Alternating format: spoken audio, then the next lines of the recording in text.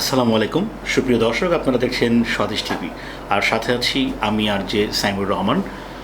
আজ রেডি স্বদেশ .নেট এবং স্বদেশ টিভির যৌথ প্রযোজনায় আজকে আমাদের নতুন একটি প্রোগ্রাম প্রচারিত হচ্ছে, জীবন কথা, যেখানে আমরা মানুষের বাস্তব জীবনের কথা জানব। আমরা বিভিন্ন সময় দেখেছি অনেক ভাই বোনেরা তাদের প্রতারণার কথা শুনেছি, প্রতারণার গল্প দেখছি। আজ আমাদের এই অনুষ্ঠানে এক বোনের কথা শুনবো, এক নারীর কথা শুনবো যে কিনা ফেসবুকে পরিচয়ের মাধ্যমে প্রতারিত হয়েছে। তাকে যে চিনা সে ছেলেটি বিয়ের প্রলোভন দেখিয়ে বিভিন্ন সময় আর্থিক সুবিধা নিয়েছে। আর আমাদের এখানে যারাই আসবেন বা যারাই এসেছেন তারা সবাই নিজ বুদ্ধিতে, স্বেচ্ছায় এবং কারো বিনা প্ররোচনায় এখানে এসেছেন। তো আমাদের এই অনুষ্ঠানটি কখনই কাউকে জোরপূর্বক এখানে আনা হয় না, তারা নিজের ইচ্ছা এখানে আসে। তো আজকে আমরা জানবো সেই সব মানুষের কথা যাদের জীবনে ঘটে গেছে এবং তারা প্রতিনিয়তই প্রতারিত হচ্ছে। আমরা বিভিন্ন সময় দেখেছি যে মিথ্যা বিয়ের প্রলোভন দেখিয়ে ধর্ষণ, এবং অনেকে দেখেছি বিভিন্ন সময় ছেলেরা আত্মহত্যা পর্যন্ত করে, মানসিকভাবে তারা নির্যাতিত হচ্ছে। তো দর্শক, আমরা চলে যাচ্ছি তেমনই একটি নারীর কাছে, তার কাছে শুনবো তার জীবনের কথা। আমার নাম মিতু। আমরা দুই ভাই দুই বোন। আব্বু থাকে দেশের বাড়িতে কুমিল্লাতেই, ভাই বোনরাও কুমিল্লাতে থাকেন। আমার আম্মু মারা যায় 2010-এ। তো তখন থেকে আমি একা ঢাকাতেই ছিলাম। আম্মু মারা যাওয়ার পর আব্বু ঢাকা চলে যায়, যার কারণে আমি সম্পূর্ণ একা। আর নিজে জব করি, একটা কোম্পানিতে আছি। জব করে নিজেই চলি, কারোর উপরে ডিপেন্ডেবল না, আমি নিজেই চলি। তো এর মধ্যে মাঝে দিয়ে লকডাউন পড়ে যায়। লকডাউন 2 মাস আমাকে অফিস থেকে হাফ স্যালারি করে দেয়। তো দেন জুন মাসের পর থেকে আমার স্যালারিটা অফ হয়ে যায়। তো তখন থেকে একটু ডিপ্রেশনে ভুগছিলাম যে এই মুহূর্তে কি করা উচিত। তো তখন তো জব কোনো অপরচুনিটিও পাচ্ছি না, বাসায় বসে আছি। তো ডিসাইড করলাম, ফ্যামিলিও চাপ দিচ্ছে বিয়ের জন্য, যে তুমি আর কতদিন বিয়ে না করে থাকবে। তো আমি তখন চিন্তা করলাম, আচ্ছা ঠিক আছে। তখন বেশি সময় দেওয়া হতো ফেসবুকে খুব অ্যাক্টিভ থাকতাম, কারণ তখন অবসর টাইমটা কাটতো না, একা খুব ডিপ্রেশনে ভুগতাম। তো চিন্তা করলাম যে ফেসবুকে মানুষের সাথে হাই হ্যালো করলে একটু ভালো লাগবে, হয়তো বা মনে শান্তি পাবো, এরকম কিছু। তো এর মধ্যে আবির হাসান নামে একটা ছেলে আমাকে রিকোয়েস্ট পাঠায়। তো আমি অচেনা কাউকে আমার ফেসবুকে অ্যাকসেপ্ট করি না। তো যখন তার বায়োটা দেখলাম যে সে একজন ডক্টর আর ম্যাজিস্ট্রেট, এরকম কিছু লেখা, যে মনে হলো ছেলেটা অনেক ভদ্র, আচ্ছা সে আমার ফেসবুক ফ্রেন্ডে অ্যাড হতেই পারে। তো আমি তখন তাকে অ্যাড করি। সরি, অ্যাড করার পর সে পরের দিন আমাকে হাই দেয়। তো হাই দেওয়ার পরে আমি তাকে হ্যালো দিই। তো তখন বললো সে হচ্ছে ডক্টর, সে ম্যাজিস্ট্রেট। তো সে বলতে চাচ্ছে যে আমার সাথে সে কথা বলতে চাচ্ছে। আমি তাকে তখন জিজ্ঞেস করলাম, আপনি কি আমাকে চেনেন? সে বলল যে না, আমি আপনাকে চিনি না, আমি কি আপনার সাথে ফ্রেন্ডশিপ করতে পারি? তখন আমি বললাম যে দেখেন, আমি তো আপনাকে চিনি না, আমি অচেনা কারোর সাথে কথা বলি না। তখন সে বলল, আমরা তো ফ্রেন্ড হিসেবেও কথা বলতে পারি। তখন সে ম্যাজিস্ট্রেট বলল, তো আচ্ছা কথা বলা যায়, ছেলেটা যেহেতু ভালো, কথা বললাম, হাই হ্যালো কন্টিনিউ করলাম। তো তখন সে আমাকে বলল, আমরা কি দেখা করতে পারি? সে প্রথম দিনই বলছিল আমরা কি দেখা করতে পারি। তো আমি বললাম যে দেখেন, আমার তো এখন জব নাই, আমি এখন বেকার, আমার কোনো সমস্যা নেই। আর আপনি যেহেতু অনেক ব্যস্ত মানুষ, আপনার যখন সময় হবে দেন আপনি সময় বের করে আমাকে নক দিয়ান। তো বিকালে আমাদের দেখা করার কথা, সেরকম কোনো রেসপন্স করে নাই, দেখাও করে নাই। আমি আর কিছু বলি নাই, যে কারণ আমি সেদে যে কেন বলতে যাব যে আপনি দেখা করবেন না। তো পরে সে সন্ধ্যায় বলল সে অনেক বিজি ছিল, আমাকে কল দিতে পারেনি। তো পরে রাতে তার সাথে আমার কথা হয়। তো তখন সে বলছিল যে, তখন আমার সাথে ডিটেলস কথা বলছে যে আপনার মন খারাপ কেন থাকে। আমি ফেসবুকে বিভিন্ন টাইমে আমার ভালো লাগা মন্দ লাগাগুলো শেয়ার করি, সেগুলো ফলো করে হয়তো বা আমার ইমোশনাল নিয়ে কথা বলছিল যে তোমার কী কারণে মন খারাপ থাকে। আমাকে তখন বলছিল, আমি বললাম যে না, আসলে ওরকমভাবে কোনো মন খারাপ না, আমার আম্মু মারা গেছে, লকডাউন আর জব নেই, সব মিলে আমার আসলে একটু ডিপ্রেশনে ভুগছিলাম, যে আসলে ওইরকমভাবে কোনো মন খারাপ না। তখন সে আমাকে বলছিল যে তুমি তোমার খারাপ লাগা মন্দ লাগাগুলো কি আমার সাথে শেয়ার করতে পারো। তা আমি বলছি এমন কিছু হয়নি যে আপনার সাথে শেয়ার করতে হবে। তখন সে বলল যে তোমার দুঃখগুলো কি আমি শেয়ার করতে পারি। সে এভাবে এভাবে এগোচ্ছিল, বলছিল কি আমি যদি তোমার হাত ধরতে চাই সারা জীবনের জন্য, তুমি কি আমাকে সেই অধিকারটা দেবে মিতু? তো আমি বললাম যে আপনি যদি রয়্যাল হয়ে থাকেন আমার সাথে দেখা করবেন, দেন আমি ডিসাইড করব আপনাকে যদি আমার ভালো লাগে আমি সারা জীবন কেন, হ্যাঁ আমি বিয়ে করতে রাজি আছি, কোনো সমস্যা নেই আমার। আচ্ছা মিতু, জি, এই জীবনসঙ্গী হওয়ার জন্য এই কথাটা বলে কতদিনের মাথায়? আমাকে ফার্স্ট টাইমই বলে।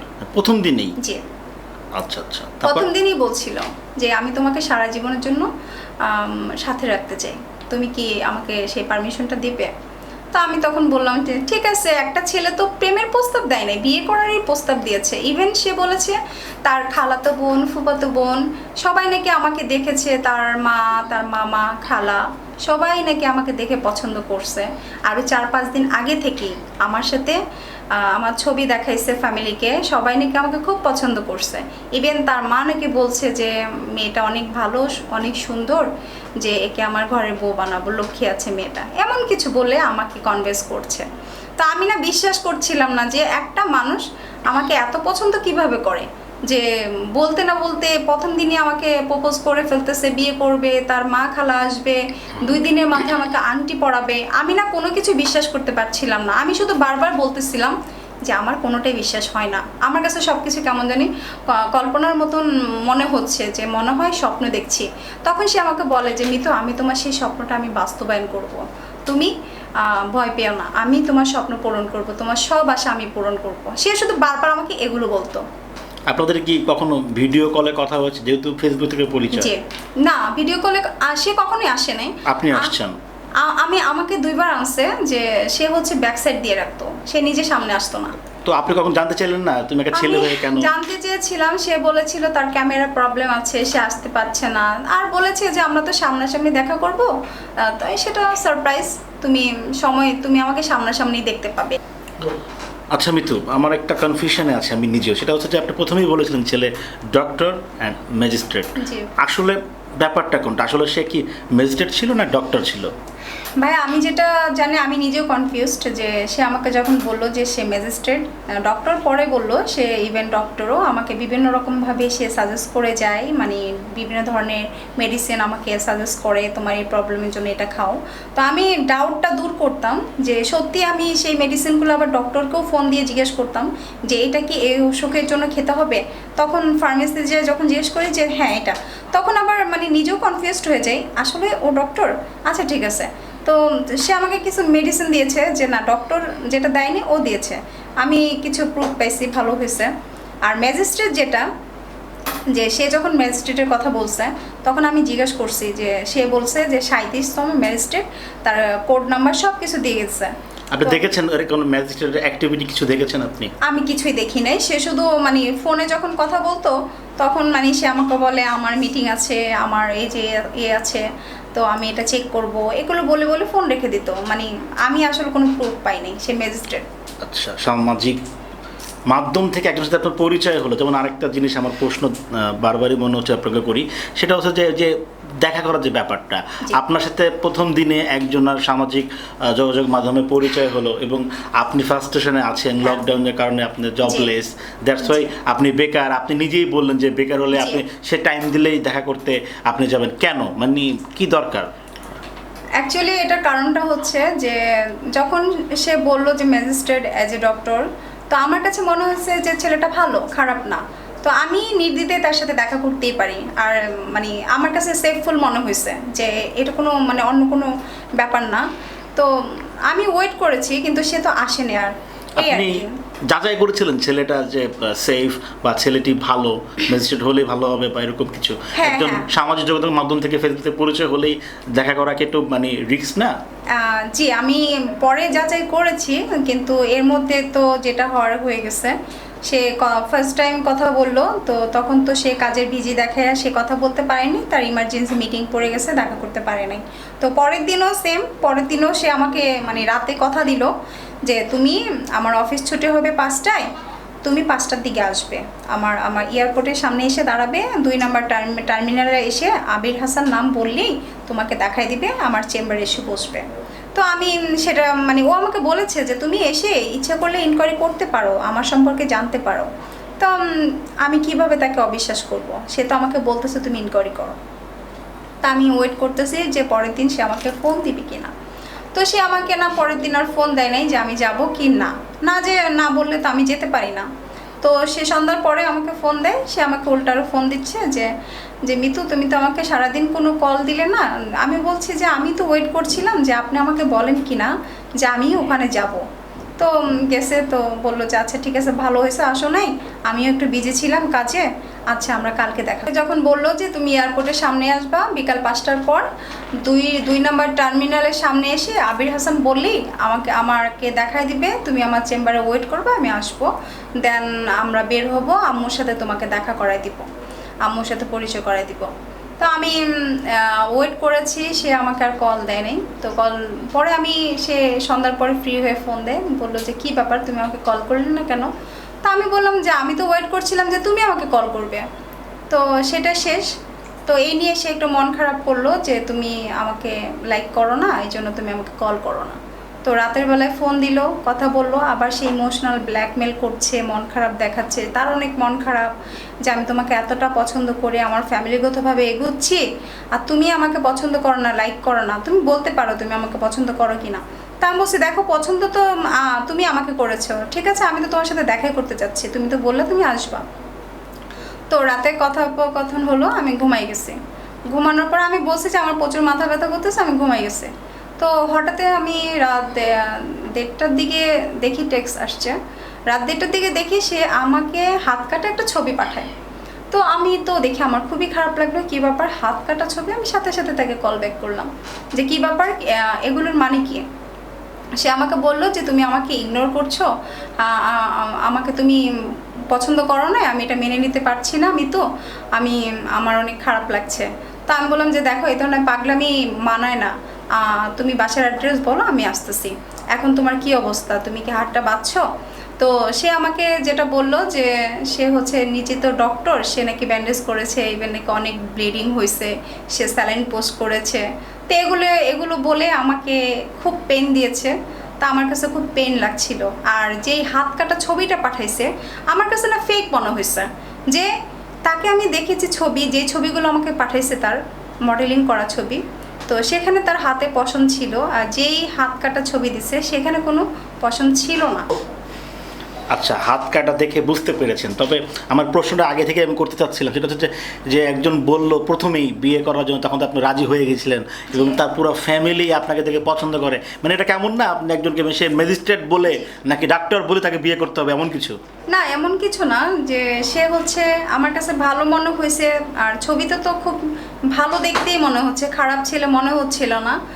তো হচ্ছে এই যে একটা কথা বলতেছিলেন যে হাতে পশম ছিল না, আর তার হাতে পশম ছিল, তাহলে এই যে আপনি প্রতারণার শিকার হয়েছেন, তারপরে কেন এটা এত বড় গল্প হলো? আচ্ছা, তো আমি বুঝতে পারছিলাম যে সে ফেক ছবি দিছে। তারপর আমি তার সাথে কথা বলছিলাম যে তুমি তোমার বাসার অ্যাড্রেস দাও, আমি এখনই রাত 1:30টার দিকে বলছিলাম যে আমি সিএনজি নিয়ে আসতেছি, আমি তোমাকে দেখতে আসতেছি।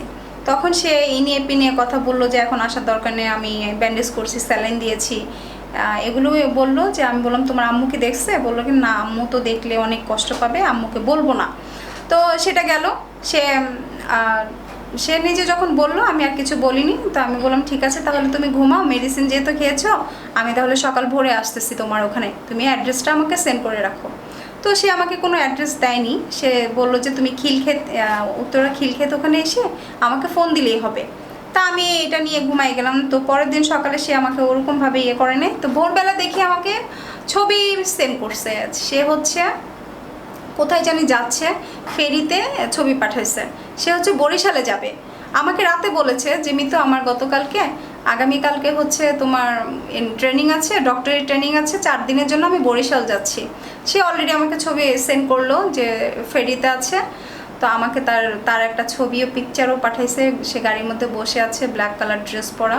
তো চোখের মধ্যে একটু কান্না কান্না ভাব, বা আমি ভাবছি যে রাত থেকে সে খুব আমাকে ইমোশনাল ব্ল্যাকমেল করছে, যে আমি ভাবছি হয়তো বা সে আমাকে অনেক ভালোবাসে, একটা ছেলে আমার জন্য হাত কাটতেছে, আমার জন্য এত পাগল হয়ে আছে, আর আমি কেন তাকে এত ইগনোর মানে কথা বলবো না, আচ্ছা ঠিক আছে আমি তার সাথে কথা বলি। তখন থেকে আমার কথা বলাটা শুরু। তো সন্দেহ হওয়ার পরেও কথা বলতেন? আমি কথা বলছিলাম, সে তো আমাকে ইমোশনাল ব্ল্যাকমেল করছে, সে আমার জন্য থাকতে পারছে না, সে হাত কাটতেছে, ঘুমাইতে পারতেছে না, এমন কিছু। তারপরে গাড়ি যখন নষ্ট হয়ে গেল তখন বলতেছে মিতু এমন এমন আমি তো প্রবলেমে পড়ে গেছি, 20,000 টাকা লাগবে গাড়ি তো ঠিক করতে, আমি তো মানি ব্যাগটাও আনিনি। আমি বুঝতে পারছি যে হয়তো বা ও মানসিকভাবে একটু ডিপ্রেস ছিল, ভুলে হয়তো বা মানি ব্যাগটা আনতে ভুলে গেছে, এমন হতেই পারে। তো বললো যে মিতু আমি আম্মুকে ফোন দিয়েছি, আম্মু তো আমার বেডরুমটা তো লক করা, আম্মু তো টাকা সেন্ড করতে পারতেছে না, তুমি আমাকে কিছু হেল্প করো। তা আমি বললাম বলো কত দিতে হবে। তখন আমাকে বললো 3,000 টাকা দাও, আমার কাছে বাকিটা আছে আমি ম্যানেজ করছি, আর মিস্ত্রি আসলে কথা বলি দেখি মিস্ত্রি কি বলে। তা আমি 3,000 টাকা সেন্ড করে তারপরে আমি তাকে নক করলাম যে এখন কি অবস্থা। সে আমাকে দেখি 5 মিনিট পর আবার বলছে যে আমাকে আর একটু হেল্প করো। তা আমি বললাম বলো কীভাবে হেল্প করতে পারি বলো। তো তখন বললো যে আমাকে আরও 4,000 টাকা দাও। তখন আমি তো ওকে নিয়ে আগে থেকে একটু কনফিউজড ছিলাম, তখন আরেকটু আমি ডাউট হলো যে আমি আরও 4,000 টাকা কেন চাচ্ছে, সে তো ফ্রেন্ড সার্কেলের কাছ থেকে যেতে পারে, তার ফ্যামিলির কাছ থেকে যেতে পারে। তখন আমি বললাম যে তুমি তোমার মামার কাছ থেকে যাও। তো আমাকে বললো যে আমি অলরেডি মামাকে আরও টাকা দিয়ে আসছি, মামা কোত্থেকে আমাকে দিবে। আচ্ছা আমি বললাম তাহলে তোমার আম্মুকে বলো। তো বললো যে আম্মু তো কীভাবে দিবে, দরজা লক করা। আমি বললাম তোমার কোন ফ্রেন্ডকে ইনফর্ম করো। তো বললো না আমি তো তোমাকে ছাড়া কারোর সাথে কথা বলি না, আমার ফ্রেন্ডরা তো একজন র্যাব অমুক তমুক এভাবে পরিচয় দেয়, তারা অনেক বড় বড় লেভেলে আছে, আমি তাদের কীভাবে নক করি। তো যাই হোক, তো আমাকে এভাবে ইমোশনাল ব্ল্যাকমেল, আমি আমার বাবার শেষ স্মৃতি গাড়িটা বিক্রি করে দিব, আমার বাবার আংটি শেষ স্মৃতি এটা আমি বিক্রি করে দিব, আমার হাতের মোবাইল সেটা আমি বিক্রি করে দিব। তো আমাকে এভাবে ইমোশনাল করতেছে। আমি বলছি যে আবির তুমি কেন এতটা ভেঙে পড়তেছো, এখানে তো কিছুই না, তুমি আংটি বিক্রি করতে যাবা কেন, তুমি আংটিটা বন্ধক দিতে পারো, স্বর্ণকারের দোকানে বন্ধক দিয়ে তোমার যত টাকা দরকার এটা নিয়ে তুমি আংটিটা ছাড়াই নাও, মিনিমাম তো 3 মাসের টাইম থাকে, আমি সেটা বলছি। তা আমি বলছি তুমি আম্মুকে বলছো যে তুমি আংটিটা বন্ধক দিচ্ছ, বলে কি না আম্মুকে তো বলা যাবে না, আম্মুকে বললে আম্মু অনেক কান্নাকাটি করবে, মনে কষ্ট পাবে। তো সেটাই বলছিল যে আমি এখান থেকে আসার পর ট্রেনিং নিয়ে আসার পর আম্মু তোমার বাসায় যাবে, ফ্যামিলির সাথে কথা বলবে, আর হচ্ছে তোমাকে আংটি পরাবে, আর সেই আংটিটা হচ্ছে এটাই, এই আংটি পরায় আমাকে ঘরে তুলবে। তো আমি বুঝতেছিলাম সে আমাকে ব্ল্যাকমেল করছে, আমি কিন্তু বুঝেও না বুঝের বান করে আসি। তো টাকাটা যখন 3,000 টাকা আমি দেই তখন আমি বুঝে গেছি যে এই টাকাটা আমি জলে ফেললাম, যে আমি আর এই টাকাটা ফেরত পাবো না, ফেরত পাওয়ার আশা তেমন করিও নাই। তো আমি নেক্সটে বলছি যে সে আমার কাছ থেকে যদি টাকা চায়ও আমি আর তাকে টাকাতে কোনো রকম হেল্প করবো না। হ্যাঁ আমি কথা কন্টিনিউ করে যাবো, ইভেন আমি এটা শেষ দেখে ছাড়বো যে ও ফেক কিনা। আর আমি মনে মনে ভাবছিলাম ও যখন আমার সাথে গল্পগুলো করতো তো মনে হতো যে ও ফেক না, ও রিয়েল। ওইভাবেই কথা বলতো? হ্যাঁ এইভাবে কথা বলতো। আপনারা যে ফোনে কথা বলতেন বা মেসেঞ্জারে, সেখানে মানে গভীরতা কেমন ছিল, অনেক ক্লোজ কথা হতো কিনা, বা যেহেতু ভালোবাসার সম্পর্কটা অনেক মধুর হয়, একটু ডিপ হয়, ক্লোজ হয়, সেরকম কিছু ছিল কিনা আপনাদের মাঝে? হ্যাঁ অবশ্যই ছিল। সে আমাকে প্রতিনিয়ত স্বপ্ন দেখাতো, মিতু তুমি যেভাবে স্বপ্ন দেখো আমি তোমার স্বপ্নগুলো পূরণ করব, হ্যাঁ আমি তোমাকে বিয়ে করব, আমি তোমাকে এইভাবে ঘরে তুলবো, আমার এমন করে কথা বলতো। তারপরে তো 4 দিনের ট্রেনিং থেকে আসার কথা, সে ওই ট্রেনিংটা ক্যান্সেল হয়ে যায়, সে বাসায় ফিরে।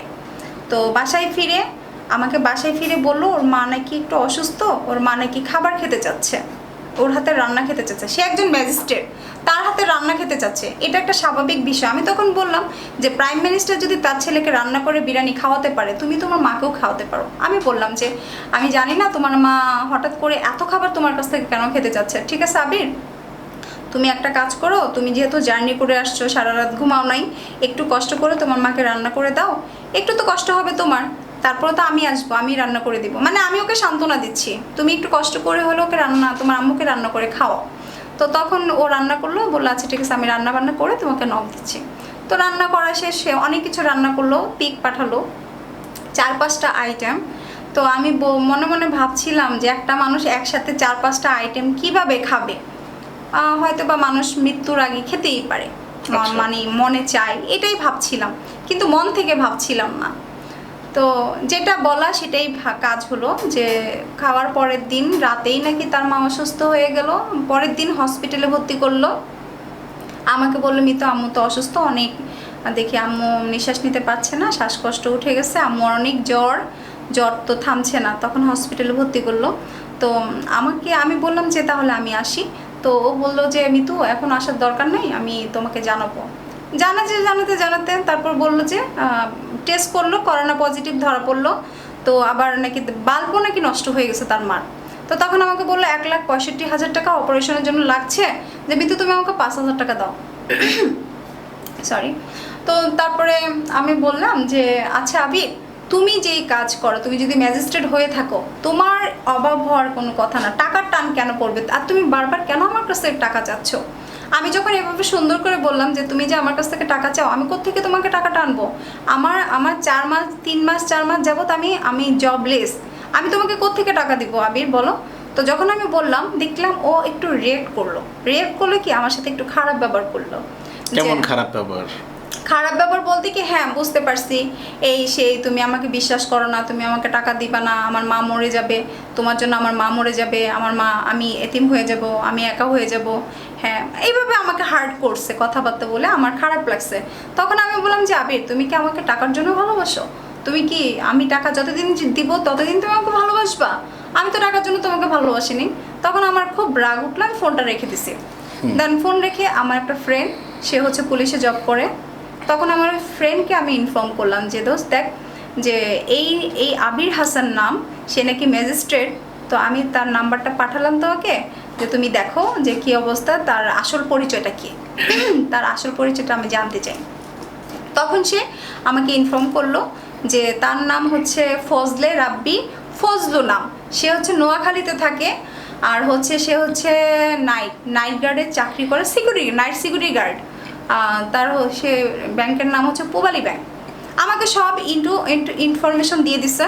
তো আমি তখন ওকে অবশ্য ফোন দিই, ও আমাকে উল্টা ফোন দিছে। ফোন দিয়ে বলতেছে যে মিতু তুমি আমার সাথে এমনটা করতে পারলে? আমি বললাম কি করছি, আমি এখনও তো কিছুই করি নাই। আমি তখন ওকে বললাম যে ফজলের আব্বু ফজলুটাকে। তো ও বলতেছে কে, আমি চিনি না। আমি বললাম নোয়াখালী বাড়ি, সিকিউরিটি গার্ডের কাজ করে। তা আমি বললাম আমি কি এতদিন একটা সিকিউরিটি গার্ডের সাথে কথা বলে গেছি? তো আমি একটু রেগে গেছি, ওর সাথে রাগারাগি করছি। ও বলতো ওর জায়গা থেকে এক চুনও নড়তেছে না। ও বলতেছে ও ম্যাজিস্ট্রেট, ওর সাথে সিকিউরিটি গার্ড মানে বডিগার্ড আছে, তোমাকে কে ভুল ইনফরমেশন দিছে বলো, তাকে আমি মানে গুলি করে মারবো, হ্যান করবো ত্যান করবো, হ্যাঁ তাকে আমি প্রশাসনের হাতে ধরাই দিব, তোমাকে ভুল ইনফরমেশন দিছে কেন? তো আমি বললাম আচ্ছা ঠিক আছে, তুমি কি করবা না করবা আমার জানার বিষয় না, এখন বলো তোমার মা কোন হসপিটালে আছে সেটা আমাকে বলো, আমি সেখানে যাব। তখন সে আমাকে বললো আচ্ছা ঠিক আছে, তুমি আসো। তো আমি আমার একটা ফ্রেন্ডকেও বললাম যে আচ্ছা ঠিক আছে চলো আমরা যে দেখে আসি সত্য কিনা। এখন আমার ফ্রেন্ডও বলতেছে যে ও যদি তোমার কোনো ক্ষতি করে এখন যদি যাও। আমি বলছি যে দেখো এখন লাইফটা চ্যালেঞ্জ হয়ে গেছে, আমাকে তো যেতেই হবে, আমি এটা শেষ দেখেই ছাড়বো। কারণ আমি যদি এখন পিছু দেই তাহলে তো আমি ওকে বের করতে পারবো না সে আদৌ আবির হাসান কিনা। তো দেন ও একটু পরে আবার ফোন দিয়ে বলতেছে যে মিতু রাত 9টা বেজে গেছে, তুমি এখন এসো না, আমার মামারা খালারা ফুপুরা সবাই চলে গেছে, এখন এসো না, তুমি সকালবেলা আসো। তো আমি অনেক রিকোয়েস্ট করলাম, আমি বললাম আমার কোনো কিছু হবে না, আমি আসি। সে রিকোয়েস্ট আচ্ছা বললো যে তুমি সকালে আসো, তোমার সাথে আমি এই মুহূর্তে দেখা করতে পারবোই না। তারপর রাত হলো, রাতের মধ্যে আমি ওয়েট করতেছি সকাল কখন হবে, সকালে কখন আমি ওখানে যাব, কখন ওকে আমি দেখবো ধরবো। তো ও কি করলো, ভোর 5টা 5:30টার দিকে ওর সাথে আমার টেক্সট হচ্ছে, ও কিন্তু ফোনে কথা বলছি যে আপডেট নিচ্ছি, সে হসপিটালে আছে, তো করোনা পজিটিভ হয়েছে বিদায়, ওর আত্মীয় স্বজনরা নাকি কেউ আসে নাই, ও না খেয়ে আছে, আমাকে ইমোশনাল ব্ল্যাকমেল করতেছে। তো আমার কাছে তো নর্মালি খারাপ লাগতেছে, একটা ছেলের মা হসপিটালে ভর্তি, সে সারা রাত না খেয়ে আছে, তার মামারা আত্মীয় স্বজনরা কেউ ওর পাশে নাই। তা আমি বলছিলাম যে আবির আমি আসি, কোনো সমস্যা নাই, আমি সিনজে নিয়ে চলে আসি, তোমার জন্য খাবার নিয়ে আসি। তো সে বলছে যে না আমি তো তুমি এত রাতে কষ্ট করে আসতে হবে না, আমি সকাল হলে আমার আসবে, আমি একটা ব্যবস্থা করে নিচ্ছি। আমি বললাম যে দেখো না তোমার তো বডি গার্ড আছে, তাদেরকে বলে একটু একটা ব্যবস্থা করে নাও, খাবার আনায় নাও, খেয়ে নাও। তো সে তো ওরকমভাবে বলে যাচ্ছে সে খাবে না, এখন না তুমি টেনশন করো না, তুমি ঘুমাও। তো হঠাৎ দেখে সকালবেলা সে আমাকে কল দিয়ে বলতেছে যে মিতু আম্মুকে তো আনোয়ার খান মডার্ন মানে প্রথমে তো বাংলাদেশ মেডিকেল উত্তরা বাংলাদেশ মেডিকেলে ভর্তি ছিল, তারপর বলতেছে মিতু আম্মুকে আনোয়ার খান মডার্ন হসপিটালে ট্রান্সফার করছে, ওখানে নিয়ে যাচ্ছি। তা আমি বলছি যে ঠিক আছে যাও, আল্লাহ ভরসা, কিছু হবে না, তোমার আম্মুর কিছু হবে না। আমি ওকে সান্ত্বনা দিচ্ছি আর কি। তো ওইভাবে টেক্সট করছে, ফোন করছিল না, টেক্সট করছে। তো অ্যাম্বুলেন্সের মধ্যে সে হঠাৎ বললো যে মিতু আম্মুর তো অবস্থা খারাপ, আম্মুর অবস্থা ভালো না। হঠাৎ বলতেছে ইনা নিলে বলতেছে। তখন আমার কাছে জানি কেমন লাগলো। তো বললাম কি হয়েছে? বললো মিতু আম্মু তো নেই, তো অ্যাম্বুলেন্সে ডেকে ওর আম্মু মারা গেছে। তো একটু ইমোশনাল হয়ে গেলাম যে ওর মা মারা গেল, আচ্ছা ঠিক আছে। তো কান্নাকাটি করতেছে, ইমোশনাল, কথা বলতেছে না, ফোন ধরতেছে না। আমি তো সারা রাত ঘুমাতে পারি নাই, আমার খুব পেইন হচ্ছিল। সকাল থেকে ওকে আমি নক করছি, তো ও একবার ফোন ধরছে না। তারপরে বললাম যে তুমি তোমার অ্যাড্রেসটা দাও, আমি আসি। তখন বললো খিলক্ষেত, এখানে ওর আম্মু হচ্ছে মুক্তিযোদ্ধা, যার কারণে হচ্ছে বিভিন্ন জায়গায় ওর আম্মুর জানাজা হচ্ছে, যে তুমি তো আসলে দেখতেও পারবা না, শুধু কষ্ট করে আসবা, তার চাইতে থাক তুমি। আমাকে প্রথমে বললো মাদারীপুর, দেশের বাড়ি হচ্ছে মাদারী, ওর মাকে মাদারীপুর কবর দিবে ওখানে। তো এখান থেকে নাকি বলছিল যে বুদ্ধিজীবী কবরস্থানে কবর দিতে বলছে। তো ওরা বলছে যে না, আমার আম্মুর শেষ ইচ্ছা তার গ্রামের বাড়িতে তার কবর হবে। আচ্ছা, আম্মুর কোনো ছবি টবি দিয়েছিল কিনা? হ্যাঁ, আম্মুর ছবি দিয়েছে। মারা যাওয়ার পরেও দিয়েছে, সেম মিল ছিল কিনা? মারা যাওয়ার ছবি আমি বলেছিলাম যে তোমার আম্মু মারা গেছে, সেই ছবিটা আমাকে সেন্ড করো। তো আমাকে বলেছে আমার কাছে তো নাই, আমার সাংবাদিক ভাইদের কাছে আছে, তোমাকে পরে সেন্ড করব। কিন্তু ও আদৌ ওগুলো আমাকে সেন্ড করে নাই, মানে মারা যাওয়ার ছবি দেয় নাই, যে মাদারীপুর কবর দিচ্ছে, ওই সেলুট দিচ্ছে, এগুলো ছবি সেন্ড করছে, কিন্তু ওর মায়ের ছবি দেয় নাই। এমনি একটা কাফনের ছবি পাঠাইছে বিভিন্ন, এটা ধরে নিতে পারে অন্য কোনো ফটোকপি থেকে দিতেই পারে। তারপর আমি কিন্তু ডাউট, তারপর আমি বলছি যে আমি যাব মাদারীপুর, আমি আসি, কারণ আমি এটা শেষ দেখতে চাই, কারণ এটা আমার খুব পেইন লাগতেছে যে সে কি মিথ্যে বলতেছে না সত্য বলতেছে আদৌ। তো সে এটা বলে আমাকে কাটালো, যে সে ফোন ধরে নাই, সারাটা দিন চলে গেল। তেমন করে তারপর বললো সে পরের দিন এসে আমার সাথে ঢাকায় এসে দেখা করবে। তো পরের দিন তো আর সে আসলো না। ওখানে মাদারীপুরের লোকেরা নাকি বলতেছে যে মিনিমাম 4 দিন, মিলাদের তাকে যাওয়া যাবে না, সে 4 দিন ওখানে থাকবে। তা আমাকে আরও 4টা দিন ওয়েট করতে হয়েছে তার জন্য, যে তার যত অভিনয় এগুলো সব আমাকে শুনতে হয়েছে। মায়ের কবর দেখাচ্ছে, এটা সেটা, আমি তো এখন ঢাকায় যেতে পারতেছি না, আম্মুর কবরটা বাদাই করব, হ্যান করব, ত্যান করব, এত টাকা লাগবে, অত টাকা লাগবে। হ্যাঁ, আমাকে শুধু টাকার হিসাব দেখাচ্ছে। টাকা কি চাচ্ছিল? টাকা তো চেয়েছিল। তখন মারা যাওয়ার পরে টাকা চেয়েছে কিনা? মা মারা যাওয়ার পরে? হ্যাঁ, মারা যাওয়ার পরেও টাকা চেয়েছিল। কত চেয়েছিল? টাকা তো মানে যখন চাইছে তখনই আমি বলে দিয়েছি, যে আমাকে বলছে তুমি আমাকে হেল্প করবে। আমি বলছি যে দেখো আবির, আমি টাকা ছাড়া তোমাকে সব রকমভাবে হেল্প করতে পারবো। তখনও ও টাকার ডিমান্ডটা বলে নাই কত টাকা লাগবে, শুধু বুঝাইছে যে কবর বাদাই করবে। তো আমাকে পরে বললো ওর ফ্রেন্ডের নাম শাহরিয়ার, তো শাহরিয়ার নাকি 20,000 টাকা পাঠায় ওকে। আমাকে তখন সেটা বললো, আমি বললাম তো ভালো হয়েছে, তো ভাইয়া যেহেতু টাকাটা পাঠাইছে তুমি এটা দিয়ে কবরটা বাদাই করে ফেলো। তা আমি তোকে আর টাকা শেয়ার করব না, আমার যেটা যাওয়ার সেটা চলে গেছে, ওইটা আমি শেয়ার করব না। তো এইভাবে সে 4টা দিন পার করলো, মিলাদ পড়াচ্ছে, 2-3 লাখ টাকা নাকি খরচ হচ্ছে। আমি আর গল্পগুলো শুনতেছি, টাকার গল্প আমাকে শোনাচ্ছে, আমি শুনতেছি। তারপরে 4 দিন পর, 4 দিনের মধ্যে কিন্তু অনেক কিছু হয়ে যাচ্ছে। 4 দিনের মধ্যে সে আমাকে বিয়ে করে ফেলতেছে। হ্যাঁ মিতু, তুমি মাদারীপুর চলে আসো, হ্যাঁ একবারে রেডি হয়ে আসো, আমি এখানে গ্রামের মানুষ আছে, মুরব্বীরা আছে, সবাই আছেন, বিয়ে করে দিবে। তা আমি তখন বললাম যে দেখো, কেউ যদি মারা যান মিনিমাম 40 দিন আগে তো বিয়ে করা যায় না। তো এটা আবার হাজব্যান্ড ওয়াইফের ক্ষেত্রে হয়। তো এখানে তো মানে এখানে তো ওর মা মারা গেছে। তো ও নাকি একটা হুজুরকেও জিজ্ঞেস করছে যে হুজুর, যে এরকম আমি যদি বিয়ে করতে চাই করতে পারবো কিনা। তখন হুজুর বলছে না, তুমি করতে পারবা। এটা তো মানে হাজব্যান্ড ওয়াইফ মারা গেলে তখন 40 দিন আগে বিয়ে করতে পারে না, ছেলে মেয়ে করতে পারবে। তখন আপনি রাজি হয়ে গেছেন? তখনও? হ্যাঁ, তখনও আমাকে তো বিয়েই করতে যাচ্ছে, অন্য তো কিছু না। যে আসলে ইভেন বলছে যে তুমি যদি আসো আমি তোমাকে বৈধভাবে যেহেতু ছেলে একজন ম্যাজিস্ট্রেট, একজন ডাক্তার, ভালো ছেলে, আমি কেন করব না? হ্যাঁ, করব না। বাট আপনি তো তখন পর্যন্ত আপনি তাকে দেখেন নাই? না, আমি দেখি মানে না দেখে তারপরও কেন আপনি বিয়ে করতে রাজি? ওইটাই বলতে চাচ্ছে, তোমার সাথে তো আমার দেখাই হবে, এটা তোমার সারপ্রাইজ। শুধু এটাই বলতো, যেটা এটা মিতু একটা সারপ্রাইজ রইলো, যে তুমি আমাকে সামনাসামনি দেখবে। তো এমন কথাই হচ্ছে। তারপরে 4 দিন শেষ হয়ে গেল। 4 দিনের দিন আমি যাব, একদিন আসবে, আমাকে নিতে আসবে। তো নানা ধরনের গল্প, রাস্তায় গাড়ি নষ্ট হয়ে গেছে, ফেরি নষ্ট হয়ে গেছে, মানে মানে উজান ভাটা এগুলোর কথা বলে সে কিন্তু আর আসতে পারতেছে না। ওই সারাটা দিন নষ্ট হয়ে গেল। আমি আসলে ওর কথাবার্তা শুনতে শুনতে ফেড অফ হয়ে গেছি, বিরক্ত হয়ে গেছি। তারপর আমি বললাম যে দেখো, তোমার আর কষ্ট করে আসতে হবে না, আমি নিজেই আসতেছি মাদারীপুর। আমি ডিসাইড করলাম যে আমি আসবো। আমি আমার রুমমেটদেরকে বললাম যে আমরা সবাই মিলে যাব। তো পরের দিন সকালে, যেহেতু সন্ধ্যা হয়ে গেছে, বিকালে তো এখন আমি একটা মেয়ে মানুষ, আমি তো এত রাতে এত রিস্ক নেওয়াটা উচিত না। তো আমি ওকে বললাম যে আবির, আমি তাহলে ভোরবেলা রওনা দিচ্ছি, ইনশাল্লাহ মানে 2টার মধ্যে যেয়ে পৌঁছাবো। তো ও বলতেছে যে তখন তুমি পৌঁছালে মানে তখনই আমাদের বিয়ে হবে আর কি, এরকম কিছু ও সব ডেকোরেশন করে রাখছে, তুমি আসলেই আমরা বিয়েটা করে নিব। তা আমি বলছি দেখো, বিয়ে তো অবশ্যই করব, আমার রুমমেটরাও সবাই মানে একদম প্রিপারেশন নিয়ে আসতেছে আমরা বিয়ে করার প্রিপারেশন।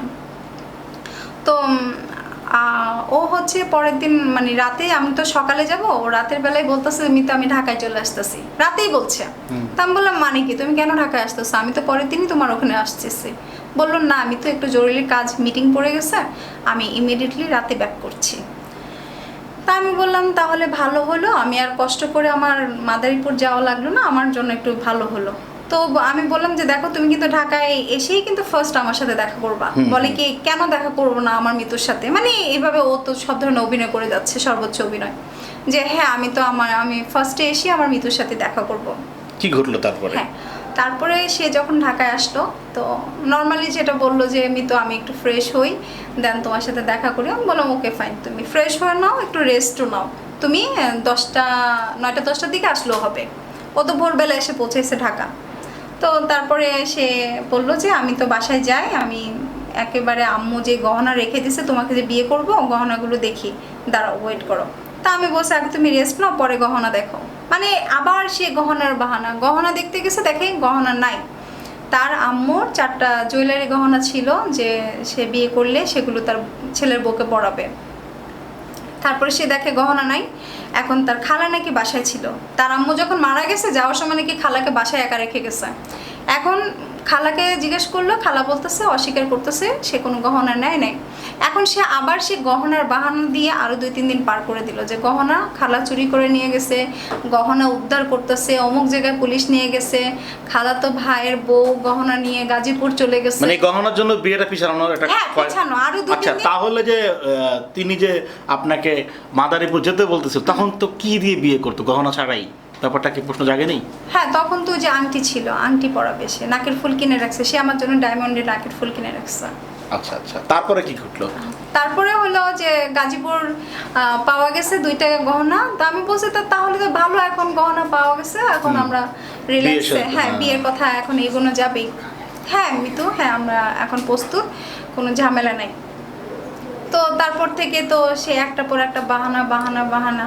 আমিও না ফেড অফ হয়ে গেছে এত বাহানা শুনতে শুনতে শুনতে।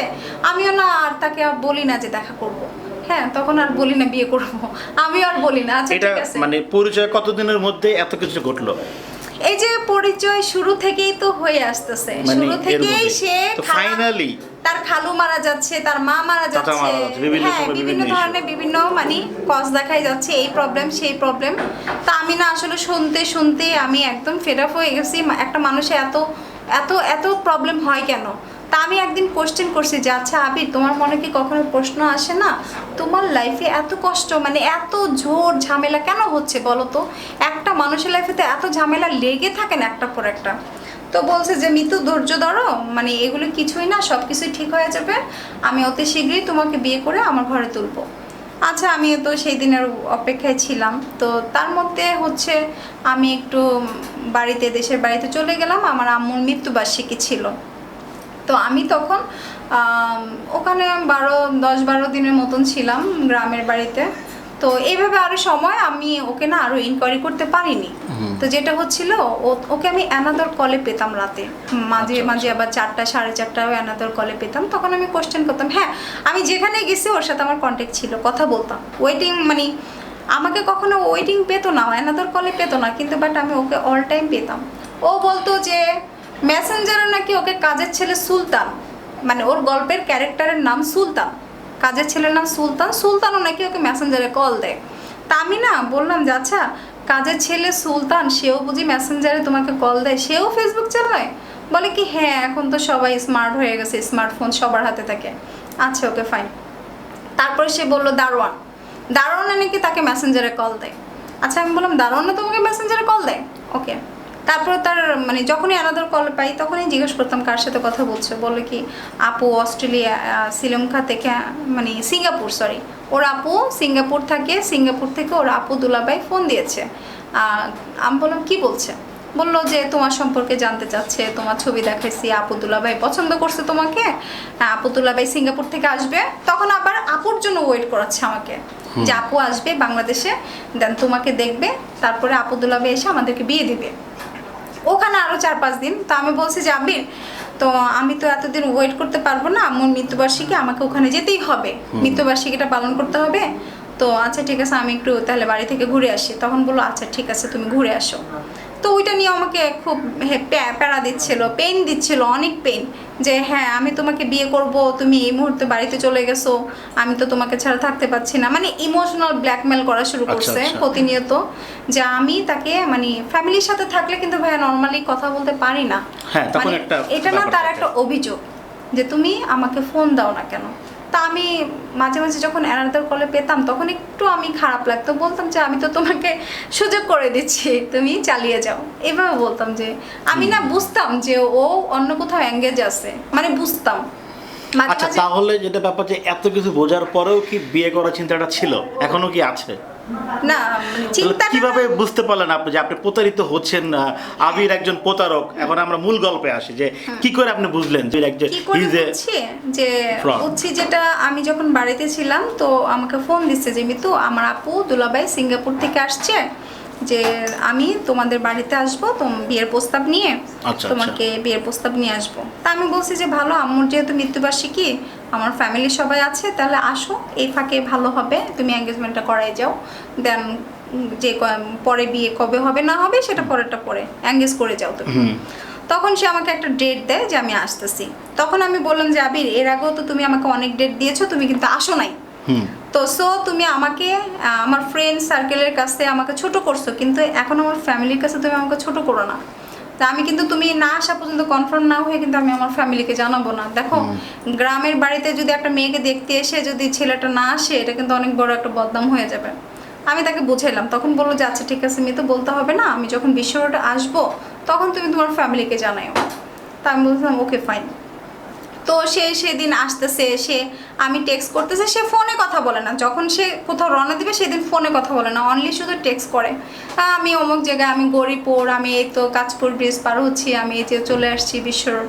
তো বিশ্ব রোডে আসার কথা বলে আর সে আমার ফোন ধরতেছে না, সে পুরাই আমাকে ইগনোর করতেছে। তো আমার তখন খুবই খারাপ লাগতেছিল, তখন 5টা 5:30 সে সকাল থেকেই কিন্তু আসতেছে আমার বাসায়।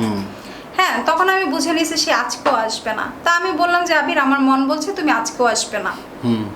তা আমি কিন্তু তাকে তখন ইনকোয়ারি করছি না, কারণ আমি একটু ঝামেলা আসছি, আমার মৃত্যুবার্ষিকীটা, বাড়ির আত্মীয় স্বজন এগুলো নিয়ে একটু ঝামেলা ছিলাম, এই জন্য ওকে নিয়ে এত ঘাটাঘাটি করার টাইম পাই নাই। তা আমার মনে তখনই ডাউট লাগতেছিল যে ও আজকেও আসে নাই। তো পরের দিনও হচ্ছে সেম কাহিনী করলো, রাতের বেলায় ও সারা রাত আমার সাথে কথা বলে নাই, মানে ও তো আমাকে মিথ্যা কথা বলছে যে আমার বাড়িতে আসবে, ও সেই জন্য আর সারা রাত আমার সাথে কথা বলে নাই। ভোরবেলা আমাকে ফোন দিয়েছে সকালবেলা, তা আমি তো ঘুমাই গেছি, আমি ফোনটা ধরতে পারি নাই। তখন আবার সে বলতেছে যে মিতু আমি তো কুমিল্লা আসছিলাম, আমার বোন দুলাভাই এই যে ওখানে একটা মানে কি জানি ডাইনোসর আছে, একটা পার্ক আছে, তো ওখানে এসে ঘুরে গেলাম, তোমাকে এতবার কল দিলাম, তুমি তো আমার ভাই বোনের মানে বোন দুলাভাইয়ের কাছে আমাকে ছোট করছো, তুমি আসলে না, ফোনটা ধরলে না, মানে এখন কজ দেখাচ্ছে ফোনটা ধরি নেই বলে সে এসে ঘুরে গেছে, আমার সাথে দেখা হয় না। তা আমি বলছি দেখো আবির আর চিটারি করো না, তুমি যে চিটারি করতেছো আমি সেটা বুঝতে পারতেছি, সম্পূর্ণ চিটারি তোমার এটা। তখন আমি বলছি যে তুমি একটা বাটপার। তখন ও বলতেছে তুমি আমাকে বাটপার বললে যে মিতা আমি সত্যি আসছিলাম। আমি বলছি শোনো বাদ দাও তো, তুমি আর আসবে না, তুমি এগুলো সবই ছলনা করতেছো আমার সাথে, আমি একটু সিরিয়াস, আমি একটু ঝগড়াই করলাম। তো তখন এর মধ্যে আমি ফেসবুকে ওর একটা ছবি পোস্ট হয়, তো ওই ছবিতে দেখলাম বিভিন্ন ধরনের একটা কমেন্টসে একটা মেয়েকে পাই, মেয়েটার নাম হচ্ছে বর্ষা। তো আমি তখন ওই বর্ষাকে নক করি, বর্ষাকে মানে মিস শিমু বর্ষাকে নিয়ে একটা কমেন্টস করে। তো তখন আমি মিস শিমুকেও মানে রিকোয়েস্ট করি। তো সে যখন করেছিলাম সে 4-5 দিন মানে মিনিমাম 1 সপ্তাহ পরে রেসপন্স করে মিস শিমু। তখন আমি কুমিল্লাতে ছিলাম। তখন মিস শিমু আমাকে যখন জানাইলো যে বর্ষার সাথে আবিরের বিয়ে ঠিক হয়ে গেছে, তো আমি জাস্ট জানতে চাইছি যে তার সাথে কি আদৌ রিলেশনটা আছে কিনা। রিলেশন মানুষের থাকতেই পারে, যে এখনো কি তার সাথে রিলেশনটা আছে কিনা এটা জানার জন্য। তো তখন বললো যে হ্যাঁ আবিরের সাথে বর্ষার রিলেশন ছিল 2 বছর, ওকে বিয়ে করবে। তারপর বললো আপনি বরঞ্চ বর্ষার সাথে কথা বলেন। তো উনি বর্ষার নাম্বারটা দিয়ে দিল, আমি বর্ষার সাথে কথা বললাম। আসলে আমি বর্ষাকে জানার ইন্টারেস্ট নাই, আমার ইন্টারেস্ট ছিল আবির। আমি আবিরকে জানবো আবিরের সাথে কোনো মেয়ের সম্পর্ক আছে কিনা, যেহেতু এখানে বিয়ের ব্যাপারটা যুক্ত। তারপরে বর্ষা দেখলাম মেয়েটা এক পর্যায়ে কান্নাকাটি শুরু করে দিল। তো আপু ও তো কথা আমার কাছ থেকে টাকা চায়। তা আমি বললাম তুমি এত বোকা কেন, কথা টাকা চাইলে তুমি টাকা দিবে কেন, আর 2টা বছর তুমি ওকে না দেখেছিলা কেন, কন্টিনিউ কেন করলা, তুমি কেন ওর সাথে ভিডিও কলে কথা বলো না। আমি কিন্তু ওকে ফোর্স করতেছি, যে আমি ওকে ধমকাচ্ছিলাম। একই অবস্থা কিন্তু আপনার নিজেরও ছিল। আমার নিজের ছিল, কিন্তু আপনি ভিডিও কল দেখেন না, ও ভিডিও কলে আসতে চাচ্ছে না। তা আমি তো ডাউট করতেছি ওকে, আমি শুরু থেকে ডাউট করে যাচ্ছি। তো যখন আমার ডাউট আরো ক্লিয়ার হয়ে গেল ও আসলে ফেক, আসলে আবির হাসান বলতে কেউ নাই। বর্ষার মধ্যে কি আরো কারোর সাথে আপনার যোগাযোগ হয়েছে কি? হ্যাঁ, বর্ষার পরে হচ্ছে আপনার বর্ষার মাধ্যমে আরেকটা মেয়ে আসলো, মেয়েটার নাম হচ্ছে জ্যোতিও আমাকে নক করে। জ্যোতি বলতেছে আপনি কি মিতু বলছিলেন? আমি বলছি হ্যাঁ আমি মিতু। তখন জ্যোতিও বলছিল যে হ্যাঁ আপু আমিও কথা বলছি ওর সাথে একটা ফেক আইডির মাধ্যমে। আমি হচ্ছে বর্ষার ছোট বোন, মানে সম্পর্কে ছোট বোন আর কি, সত্যিকারই না, মানে আপন না। তো বললো আপু আমি এরকম ওকে ফেক আইডি থেকে ওকে যখন আমি মানে রিকোয়েস্ট পাঠাও আমার অ্যাকসেপ্ট করছে, ইভেন আমাকে বললো তোমার কিছু ছবি দাও। তো অন্য একটা ফেক আইডি থেকে একটা অন্য মেয়েদের ছবি পাঠাইছে, ওই মেয়ের ছবি দেখে সে আবিরও পাগল হয়ে গেছে, বলতেছে আমি তোমাকে অনেক লাইক করি, আমি তোমাকে অনেক পছন্দ করি, আমি তোমাকে বিয়ে করব। সেই জ্যোতি মেয়েটাকেও বলছে। তো মেয়েটাও আমাকে বলছে, কারণ মেয়েটা তো জানে বর্ষার কাছ থেকে টাকা নিচ্ছে। ও হচ্ছে প্রতিটা মেয়েকে বিয়ে করার প্রস্তাব দেয়। আর যখন এটা আমি জানতে পারলাম, তা আমি ওকে কিছু বলিনি। আমি হচ্ছে আরও কয়েকটা মেয়ে, সামিয়া আফরোজ, পলি আক্তার, তো তাদের সাথেও আমার মেসেঞ্জারে যখন নক দিয়ে সেম কথাই শুনতে পারি যে তাদেরকেও বিয়ের কথা বলছে। ইভেন পলি আক্তারের সাথে সেদিন ওদের রাজশাহীতে যাওয়ার কথা, যে বিয়ে করবে। আর সামিয়া আফরোজ উনি ধানমন্ডিতেই থাকেন। তো উনি বললেন যে ওনার সাথেও নাকি বিয়ে ঠিক হয়েছে, ইভেন ওনার বাবার সাথে নাকি ওনার মামারও কথা হয়েছে। তা আমি বললাম আচ্ছা আপনি এত বোকা কেন, একটা মানুষ তাকে না দেখে আপনি বিয়ে করতে রাজি হয়ে গেলেন। তো আমি তখন বললাম যে আপনি কি কোনো রকম টাকা পয়সা দিয়েছেন তাকে? তখন বললো যে হ্যাঁ কেন? তা আমি বললাম না আমি শুনতে চাচ্ছি আপনি কি কারণে টাকা দিয়েছেন তাকে। তখন বললো যে ওর মা হসপিটালে ভর্তি ছিল, এই কারণে দিছি। কত টাকা দিয়েছিল? হ্যাঁ, তো আমি বললাম যে কত দিয়েছেন আপু? বললো 7,000। আমি বললাম অলরেডি 7,000 টাকা দিয়েছেন, তো ওনার মা মারা গেছেন। তা আমি বললাম আপনি কি জানেন ওনার মা আরও 4 বছর আগে মারা গেছে? উনি তো শুনে অবাক হয়ে গেলেন, কি বলেন, আপনি কি সত্যি বলতেছেন, কোনো প্রুফ আছে আপনার কাছে? তা আমি বললাম জি আপু আমার কাছে প্রুফ আছে। তো আমি ওর সাথে কনভারসেশনগুলো আমি ওকে শেয়ার করি। তো মেয়েটা তো শুনে অবাক হচ্ছে, যে বিশ্বাস করতে পারতেছে না যে ইম্পসিবল, এটা হতেই পারে না। তো তারপরে 4 বছর আগে মারা গেছে, সেটা আপনি কি করে মানে? বর্ষা আমাকে বলেছে। বর্ষা বলেছিল? হ্যাঁ বর্ষা বলেছে 4 বছর আগে মারা গেছে। ইভেন ওর বোন কিসের সিঙ্গাপুরে থেকে, ওর বোন হচ্ছে মাদারীপুর, ওখানে বিয়ে হয়েছে, গ্রামে বিয়ে হয়েছে। তো আমি তো জানি ও একটা চিটার, আমি ওকে আগে থেকে ডাউট করছি, কারণ আমি পর্যাপ্ত প্রমাণ পাচ্ছিলাম না। তো আমি পরে আমার একটা ফ্রেন্ডকে নিয়ে এয়ারপোর্টে যাই, খবর নিই তো ওখানে আবির হাসান নামে কাউকে চিনেন কিনা। তা আমি 2 নম্বর টার্মিনালে যাই, ওখানে জিজ্ঞেস করি, আবার দোতলায় যেয়ে জিজ্ঞেস করছি যে ওখানে ম্যাজিস্ট্রেট বলে আবির হাসান কি আছেন কিনা। তো ওখানে পুলিশরা সবাই বলছেন যে আসলে এখানে কোনো আবির হাসান বলতে কেউ নেই। ইভেন হচ্ছে আপনি যেটা বলছেন যে ছুটিতে গেছে, ওনার মা মারা গেছে, এমন কোনো কেউ নাই। তা আমি তখন চলে আসছি। আমি কিন্তু আবিরকে তখনও বলি নাই যে আমি এয়ারপোর্টে যাই ইনকোয়ারি করে আসছি। আমি এটা ওকে 2 দিন পরে বলি যে আবির আমি কিন্তু ইনকোয়ারি করে আসছি, যে আবির হাসান আমি তো তোমাকে কেউ চিনছে না। তখন বলতেছে, তখন আমাকে সে থ্রেট দিচ্ছে, কে বলছে, কে ইনফরমেশন দিচ্ছে, আমি তার বিরুদ্ধে অ্যাকশন নিব। তা আমি বলছি আচ্ছা ঠিক আছে, তোমার অ্যাকশন নেওয়া লাগবে না, তুমি তো ঢাকায় আসবা, ঢাকায় আসলে আমি তোমাকে নিয়ে, ও বলতেছে আচ্ছা ঠিক আছে আমি এসে তোমাকে এয়ারপোর্টে নিয়ে যাব, তুমি ওখানে দেখবা আমি ম্যাজিস্ট্রেট কিনা। তা আমি বলছি হ্যাঁ সেটাই হোক, তুমি আমার সামনে আসো, আমি বলতেছি যে তুমি আমার সামনে আসো। তারপরে কি যোগাযোগ হয়েছে বা ফেসবুকে কি এখনো যোগাযোগ আছে আপনার? হ্যাঁ আমার সাথে তো কন্টিনিউ যোগাযোগ হয়ে যাচ্ছে। তো আর ফেসবুকে তো যোগাযোগ এখনো আছে, মানে যোগাযোগ আছে। তার মধ্যে এখানে আরেকটা আপু আমাকে নক করলো, তার নাম হচ্ছে তানজিনা সুলতানা। সে আমাকে বলল যে ও এটা আবির আমাকে শেয়ার করেছিল, তানজিনা সুলতানা। ও যখন বিভিন্ন মেয়েদেরকে ওর মডেলিং করা ছবিগুলো শেয়ার করে, তা আমি তখন ওকে কোশ্চেন করেছিলাম, আচ্ছা তুমি তানজিনাকে ছবি শেয়ার করেছো কেন? তখন সে বলছে যে আপু নাকি চেয়েছিল। তো আপুর সাথে যখন কথা বললাম, আপু বললো যে না, আমাকে স্ক্রিনশট দিয়ে পাঠিয়েছে যে মিতু আমি চাইনি, সে একা একা ছবিগুলো পাঠায়। তো সে ওখানে লিখেছে যে আপনার নায়িকা কোথায়। তো সে তখন বলেছিল যে আমি যখন বাড়িতে ছিলাম, বললো যে ও হচ্ছে ওর আম্মুর মৃত্যুবার্ষিকী ওখানে। তো তানজিনা আপু দোয়া করলো যে আচ্ছা ঠিক আছে। তো ওনাকে নাকি বোন ডেকেছে, তো বোন ডেকেছে। আমি বললাম ভালো। ওনাকে বলেছে যে আমার সাথে নাকি 3 বছর ধরে রিলেশন, ওনার মা আমার মা নাকি 2 বান্ধবী ছিল, ছোটোকাল থেকে নাকি বিয়ে ঠিক করে রাখছে। মানে ওনাকে যে হিস্টোরিটা বললো, হিস্টোরি যেটা শোনাইছে উনি সেটাও নিছে। আর উনিও তো কথা বলে যে উনি একজন ম্যাজিস্ট্রেট, ডক্টর, মানে এরকম ছেলে কোথায় পাবে। সেও ভালো একটা ছেলের সাথে কথা বলে যাচ্ছে কন্টিনিউ, এরকম একটা ছেলে তাকে ভাই ডাকছে, অনেক বড় একটা ব্যাপার স্যাপার। তো আমাকে সেই হিসেবে সে বলছিল। আমি যখন নাকি বললাম যে আপু এমন এমন ঘটনা, আপু কিন্তু বিশ্বাস করছিল না। আপু বলতেছে যে বিশ্বাস হচ্ছে না। তখন সে নাকি তার হাজব্যান্ডকে দিয়ে এয়ারপোর্টে খবর নেয়, ইভেন ম্যাজিস্ট্রেটের সাথে কথা বলে। তখন ম্যাজিস্ট্রেট নাকি হাসতেছিল যে মানুষ এত ফ্লড করতে পারে এগুলো নিয়ে। তো উনি তখন মানে সব জায়গাতে সে আসলে চিটার বা বাটপার ওরকমই ছিল। যাই হোক, আমি বুঝতে পেরেছি আসলে একদম একটা দর্শক যেটা হচ্ছে বাবা যে আসলে এই যে মিতুর সাথে যতক্ষণ আমি কথা বলে জানলাম দীর্ঘ একটা সময়, সেটা হচ্ছে বাবা যে আসলে মিতুর মতো অনেক মেয়ের সাথে তার সম্পর্ক ছিল ওভার ফোনে, কারোর সাথেই সেই সরাসরি দেখা করেনি, সবার সাথেই ভালোবাসার একটা অভিনয় করে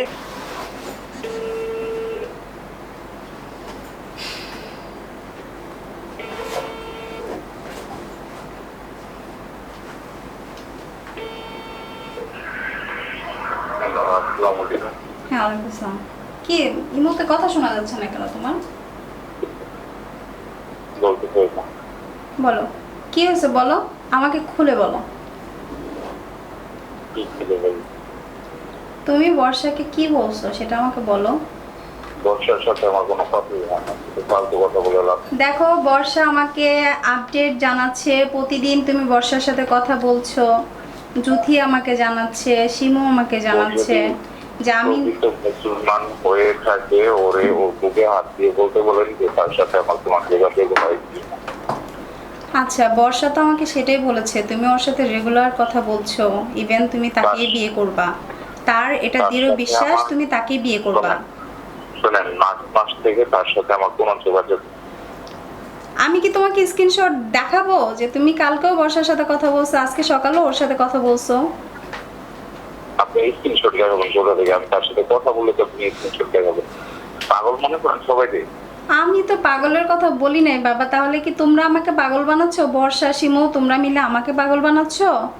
আমি শিমু নামে কাউরে আমি জানি যে শিমু বর্ষা দুইটা এক। কিভাবে দুইটা এক হয়? মানে শিমু আমাকে বলেছে যে বর্ষা ইন্টার সেকেন্ড ইয়ারের পরে অনেক সুন্দর একটা মেয়ে, যে এত সুন্দর মেয়ে থাকতে তোমার মতন মিতুকে কেন বিয়ে করবে। তা আমার কথা হচ্ছে, তারপরে বর্ষা তুমি বললা বর্ষাকে, তুমি বললা বর্ষা আন্টি হয়, তো বর্ষা আন্টি হয় ওকে ফাইন, বর্ষা বিধবা, তার ছেলে মেয়ে 2টা আছে, তুমি কেন একটা বুড়ি মহিলাকে বিয়ে করবা সেটা তুমি বলো নাই, বলো। আর সেই কথাটি তুমি আবার বর্ষার কাছে কেন অস্বীকার করছো? আমার এটা দুঃখ না, আমার দুঃখটা ওইখানে তুমি আমার নামে মিথ্যা অপবাদ কেন দিছো, যে আমি তোমাকে ডিস্টার্ব করি, আমি তোমার সাথে সেক্সুয়াল কথা বলি, এই ধরনের কথা কেন বলছো তুমি, বলো। আপনি ওনার মিথ্যে কথাকে আপনার বিশ্বাস করতে, ঠিক আছে? আমি তো তোমাকেও বিশ্বাস করছি না, তুমি আবির, আমি তোমাকে বিশ্বাস করতেছি না। আপনি আমার সাথে কোনো ধরনের যোগাযোগ করেন না। আরে যোগাযোগ তো করছি না, আমি কি তো তোমার সাথে কি যোগাযোগ করছি? আমার কথা হচ্ছে তুমি আমার নামে কেন মিথ্যা কথা বলতেছো, যে ওদের কাছে কেন বলতেছো? আমি ওর সাথে কোনো কথা বলি না, আমি আপনার ডিরেক্টলি একটা কথা বলে দিলাম। আচ্ছা বর্ষা তো বলছে তুমি বর্ষার কাছ থেকে 14,000 টাকা নিছো ওকে বিয়ের কথা বলে, তাই না? এটা কি মিথ্যে? তুমি বলো। ওর মা যেখান দিয়ে ফেরেছিল ওইখান দিয়ে ওরে কইরা দিল। তো তুমি বলো এটা কি মিথ্যে ছিল? অবশ্যই মিথ্যে ছিল। হ্যাঁ ওই হারামজাদি টাকা পাবো কোথা থেকে? ওই হারামজাদি চলে ওর ভাইয়ের উপর, ওর জামাই মারা গেছে 25 বছর। আচ্ছা আচ্ছা ঠিক আছে সেটা নিলে আমি বাদ দিলাম। তুমি সামিয়া আফরোজের কাছ থেকে তো 7,000 টাকা নিয়েছো, পলির কাছ থেকে 3,000 টাকা নিয়েছো, তো তোর বাপের সমস্যা কি? তো তুমি তো আমার কাছ থেকে থেকে 3,000 টাকা নিয়েছো, আমার বাপের সমস্যা মানে কি? তুমি তো আমার কাছ থেকে বলেছো তুমি বরিশাল যেয়ে আমাকে টাকাটা ব্যাক করতেছো, কই তুমি তো টাকাটা ব্যাক করো নাই। সেদিনও বললে বিকাশ নাম্বার দাও আমি টাকাটা ব্যাক করতেছি। নাম্বারে এসএমএস করে দিয়ে তোর আমি উত্তর দিয়ে দিব। আচ্ছা ঠিক আছে, আমি বিকাশ নাম্বার দিচ্ছি, তুমি আমার বিকাশে আমাকে টাকাটা দিয়ে দাও। আমি চাচ্ছি তুমি আমার টাকাটা ব্যাক করো। দেখো আমি অনেক কষ্ট করে টাকা ইনকাম করি, তোমার মতন একটা ফালতু ছেলেদেরকে আমি টাকা দিয়ে বিলাবো না, ঠিক আছে? আচ্ছা, কি আবির ফোন দিয়েছিল তোমাকে আজকে? হ্যাঁ, ফোন করেছি। কি বলছে?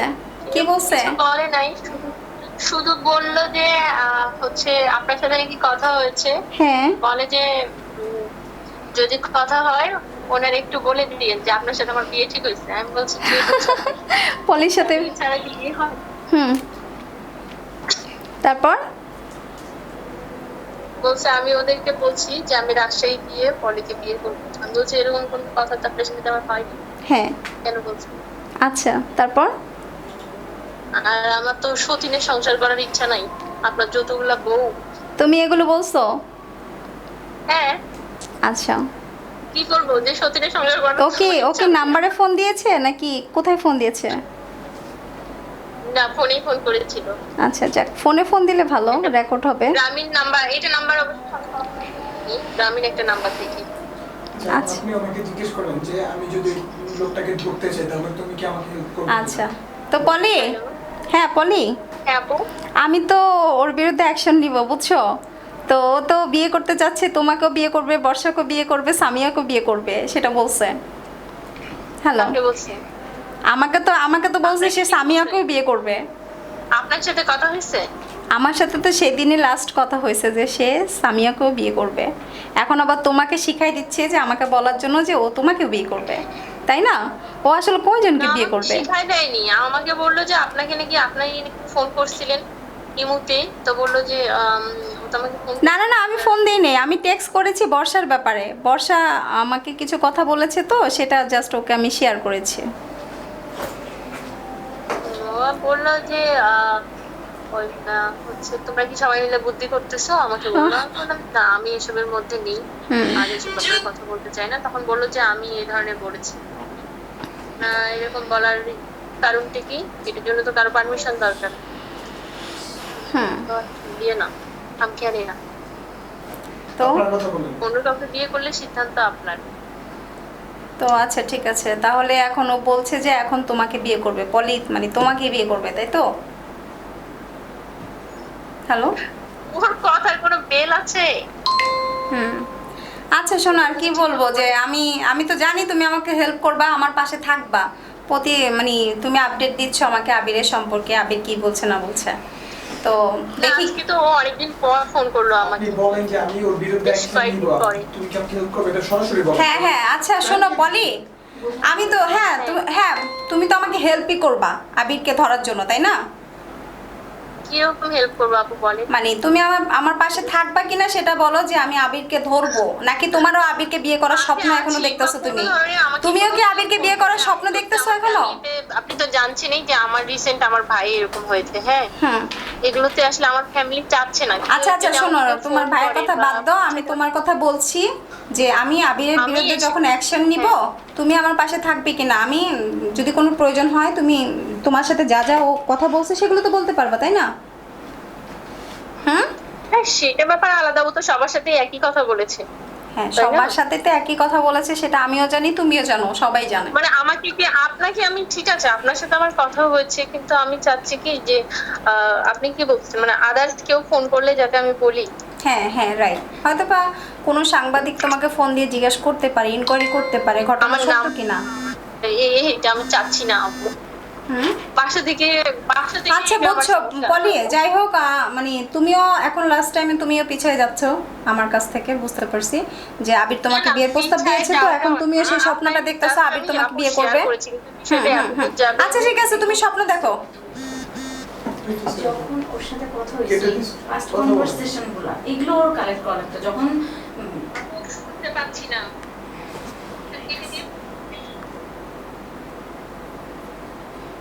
সব এক ঘাম। হ্যালো, হ্যাঁ হ্যালো, আপনার সমস্যা কি বলবেন একটু? আমার কি সমস্যা? আমার কোনো সমস্যা নেই। আপনি কি আমার সাথে ফিল্ডে নামতে চান? না, কিসের জন্য ফিল্ডে নাচবো? তো তো কি তুমি যা বলছো সেটাই শুনছি আমি। কি স্টেপ নেবেন আপনি বলেন? আমি কি স্টেপ নেব? আশ্চর্য তো। যদি স্টেপ নিতে হয় আমি কালকে ধানমন্ডি যাচ্ছি। আচ্ছা, আমার বিয়ের জন্য যদি আপনার সত্যবার জন্য যাতে আমার সামনাসামনি কথা বলবো। আমি তো চাচ্ছি আমি আপনাকে সামনাসামনি দেখতে। আপনি যে আবির হাসান, আমি সেটা দেখতে চাচ্ছি। সাংবাদিকের সাথে আপনার ওই সাংবাদিকের সাথে আমি আপনার আন্দাজে কোন সাংবাদিক? কোন সাংবাদিক? মাগির ঘরে মাগি তুই না, আমি চিনি না তো। কোন সাংবাদিক? 112টা লাঙ্গুর আনকির বাচ্চা।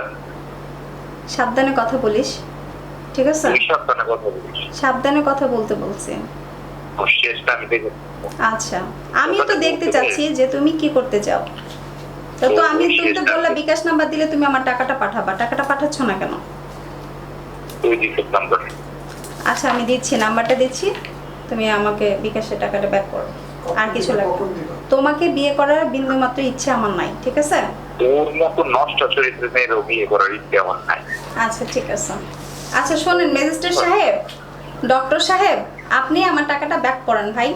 আপনার সাথে আমার আর কথা বলার বিন্দু মাত্র ইচ্ছা নাই, ঠিক আছে? আপনি যারে খুশি তাকে হাঙ্গা করেন, আমার কোনো সমস্যা নাই।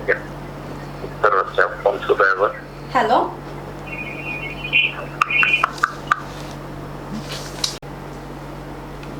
হ্যালো, হ্যাঁ হ্যালো, হ্যাঁ মিতু, হ্যাঁ শুনছি, বলো। আপনি করতে পারবেন? বিয়ে করবেন? কাকে? জানি করবেন কিনা বলেন। আমি তো বিয়ে করবো, আমার ফ্যামিলি থেকে ছেলে দেখতেছে। না না, ওই সিএডি সেক্টরটা বিয়ে করেন। কাকে? আপনার সিএডি ক্যান্ডিডেটে। সিআইডি কেন? আমার ফ্যামিলি থেকে ভালো ছেলে দেখবে, তোমার মতন চিটার বদমাইশকে দেখবে না। আর তো ফ্যামিলি থেকে তো ওই যে কাঠের ফার্নিচারের দোকানদারের মালিক দেখতে হ্যাঁ, তারপরে সে কাজ করে খায়, সে বিজনেস করে, কাঠের ফার্নিচার হলে বিজনেস করে। তোর মতন মেয়েদের সাথে ফ্লার্টিং করে কথা বলে টাকা নেয় না। তোর ওই লাখ থাকতে তুই আবার আমার পিছনে দৌড়াচ্ছে, চোখ মারানি মাগি কোথাকা। আমি তোমার পিছনে কেন দৌড়াবো? তুমি তো আমাকে বিয়ে করার জন্য, শোনো, বিয়ে করার জন্য তো তুমি আমাকে পাগল করছো। তুমি লজ্জা এইসব বেশ্যাগিরি করো, লজ্জা করে না? আচ্ছা, তাই না? আচ্ছা শোনো, আমাকে যে ব্লেম গুলো দিচ্ছ তো পরে কি কথাগুলো ফেরত নিতে পারবা? আমাকে যে ব্লেম গুলো দিচ্ছ, হ্যাঁ আমি খারাপ মেয়ে, সেগুলো কি ফেরত নিতে পারবা? তোর সাথে কোনো কথা বলার ইচ্ছে নেই, তোর তো আমি ওদিকে বললাম। হ্যাঁ হ্যাঁ, কে?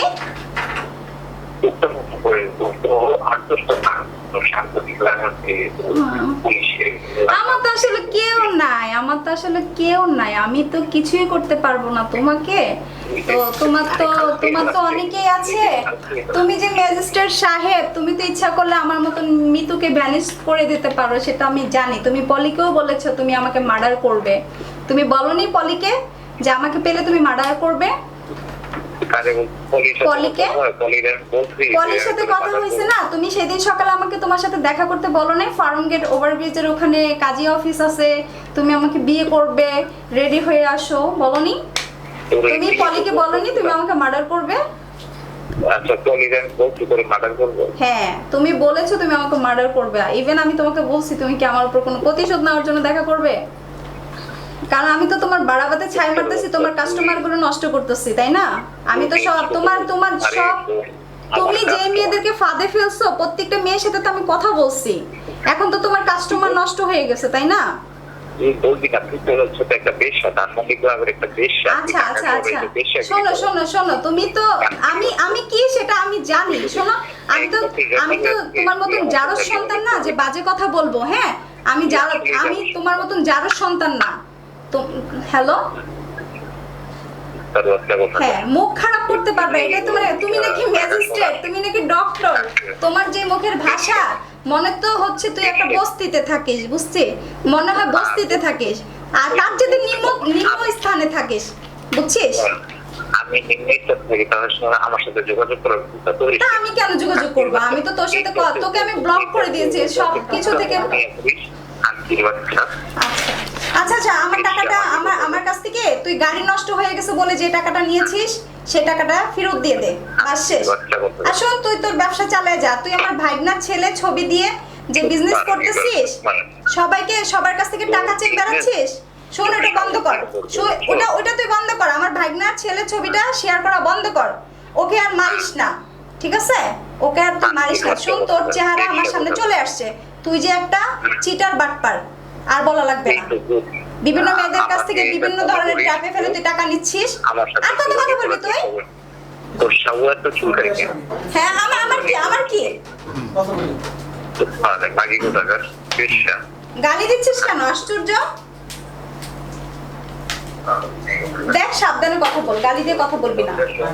লজ্জার সংসারটা দিয়ে আমার সাথে আসসালামু আলাইকুম। হ্যালো হ্যালো, আসসালামু আলাইকুম আবির ভাই। হ্যালো, আপনি কে? ভাই আমি আসিফ হ্যাঁ, ভাই। আমি নিউজ 24 থেকে বলছিলাম, আমি স্বদেশ নিউজ 24 থেকে বলছিলাম আসিফ। আপনার সাথে কি আমি একটু কথা বলতে পারি? হ্যাঁ বলেন। আচ্ছা ভাই, তো আমি আসলে মিতুর কাছ থেকে একটু ব্যাপার আপনার সম্পর্কে জেনেছি। তো আপনি কি আমাকে একটু কাইন্ডলি বলবেন যে মিতুর সাথে আপনার সম্পর্কটা কি? ওর সাথে আমার কোনো সম্পর্ক নাই, একটা ফ্রেন্ডলি সম্পর্ক ছিল। ওইটারে ও মানে উল্টো পাল্টা ইয়ে করে এটা ঝালাইতে। আচ্ছা ঠিক আছে, তো মিতু আপনার সাথে এতক্ষণ যাবত কথা বলছিল, সেটা আমরা শুনছিলাম। আচ্ছা ঠিক আছে, এখন কথা সেটা না, কথা হচ্ছে যে মিতুর সাথে আপনার পরিচয়টা কিসের মাধ্যমে হয়েছিল, একটু যদি আমাকে বলতেন। ওর সাথে আমি বলছি ফেসবুকে। ফেসবুকে। তো আপনি নাকি মিতুকে বিয়ে করার কথা বলেছিলেন? এই ধরনের কিছুই না। আচ্ছা, ফেসবুকে সেগুলো সেই লেখাগুলো নাকি এখনো পর্যন্ত রয়েছে, তো এটা কি সত্যি? আপনি একটু স্বীকার করে নেন যে ওকে আপনি বিয়ে করতে চেয়েছিলেন কিনা। না, আপনি নাকি তাকে পরিচয় দিয়েছিলেন আপনি ডক্টর, তার উপর বিসিএস দিয়ে 37তম বিসিএস দিয়ে আপনি ম্যাজিস্ট্রেট হয়েছেন, এটা কি সত্যি? হ্যাঁ। তা আপনি কি ম্যাজিস্ট্রেট?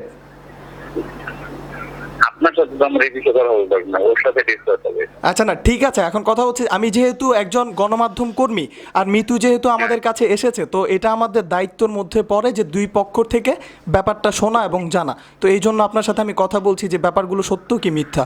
তো এটা যদি আপনি আমার সাথে একটু কোঅপারেট করেন। আপনার সাথে আমার কথা বলে ঠিক নেই। আপনি জাস্ট আমাকে এতটুকু বলেন, আপনি কি ম্যাজিস্ট্রেট?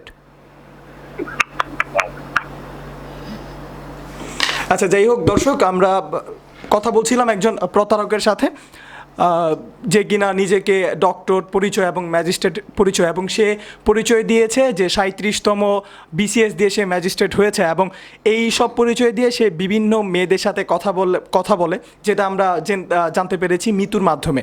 এবং সেই একইভাবে মিতুর সাথে সেই পরিচয় দিয়ে মিতুর সাথে একটা ইমোশনালি একটা কথাবার্তার মধ্যে আবদ্ধ হয়, এবং মিতুকে সে বিয়ে করার একটা প্রলোভন দেখায়, এবং সে বলে যে তার ফ্যামিলির সাথে নাকি মিতুকে পরিচয় করা দিবে। এবং ফেসবুকে মিতু তার যেই অনুভূতিগুলো আছে, আসলে আমরা বর্তমান সময়টাতে এমন হয়ে গেছি যে আমাদের প্রত্যেকটা মুহূর্তের যেই কার্যক্রমগুলো সেগুলো আমরা ফেসবুকে আপডেট করতে থাকি, ফেসবুকে পোস্ট করতে থাকি। তো মিতুও সেই কাজগুলো করেছে, সে কোন অবস্থাতে আছে, তার মন খারাপ হলে সেগুলো সে ফেসবুকে পোস্ট করছে।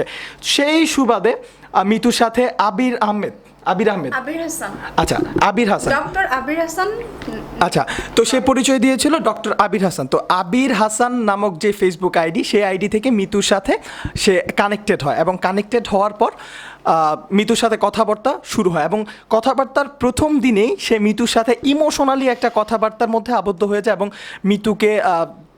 মিতুর যে ফেসবুক আইডি ছিল, আইডিতে তো মিতুর সব স্ট্যাটাসগুলো ছিল, সেখানে মিতু আসলে মিতুর মন খারাপ থাকলেও সেগুলো সেখানে আপডেট করতো, সে কোন অবস্থাতে আছে সেগুলো আপডেট করতো। তো এগুলো মন খারাপের কথা জানতে চেত, কেন তোমার মন খারাপ? তো মিতু তো সেই সব আপডেট করেছে, এবং সেই আপডেট করার সুবাদে সে আসলে বুঝতে পেরেছে যে মিতু কোনো না কোনোভাবে সে এখন চিন্তিত বা ডিপ্রেশনের মধ্য দিয়ে যাচ্ছে। তো সেই সুযোগটাই সে নাকি মিতুর কাছ থেকে নেয়, মিতুর কথা অনুযায়ী আমরা এগুলো জানতে পেরেছি। তো তখন এক পর্যায়ে সে পরিচয় দেয় সে ম্যাজিস্ট্রেট, সে ডক্টর হয়ে সে 37তম বিসিএস দিয়ে সে ম্যাজিস্ট্রেট হয়। তো এইসব পরিচয় দেওয়ার পর মিতুর সম্পর্কে সে জানতে চাইতো, মিতুর মন খারাপ কেন এগুলো জানতে চাইতো। তো এক পর্যায়ে সে তার ফ্যামিলির পরিচয় দিয়ে সে বলে যে মিতুর প্রোফাইল নাকি তার ফ্যামিলিকে দেখিয়েছে এবং খালাতো বোন, হ্যাঁ, ফুফাতো বোন, সবাইকে মামা, দেখিয়েছে। মা, খালা সবাইকে দেখাইছে। দেখিয়েছে, দেখানোর পর মিতুকে নাকি তারা পছন্দ করেছে এবং মিতুকে সে বিয়ে করার জন্য প্রস্তাব করে। এবং মিতু আসলে ইমোশনালি একটা মেয়ে, মিতুর ভাষ্য মতে, আমরা এতক্ষণ কথা বলছিলাম মিতুর সাথে, তো ইমোশনালি খুব অ্যাটাচড একটা মেয়ে। আসলে তো ফ্যামিলি থেকে ছেলে দেখছিল বিয়ের জন্য, তো মিতু আসলে চাচ্ছিল না যে ফ্যামিলি দেখে অনেক আগে থেকে তার জন্য ছেলে দেখছিল, সে চাচ্ছিল যে নিজের পায়ে দাঁড়ানোর জন্য। তো মাঝখানে লকডাউন চলে আসে, লকডাউনের মধ্য থেকে আসলে সে অনেকটা চিন্তিত হয়ে পড়ে বা ডিপ্রেশনে চলে যায়, ফ্যামিলি থেকে দূরে থাকলে আসলে যেটা হয়।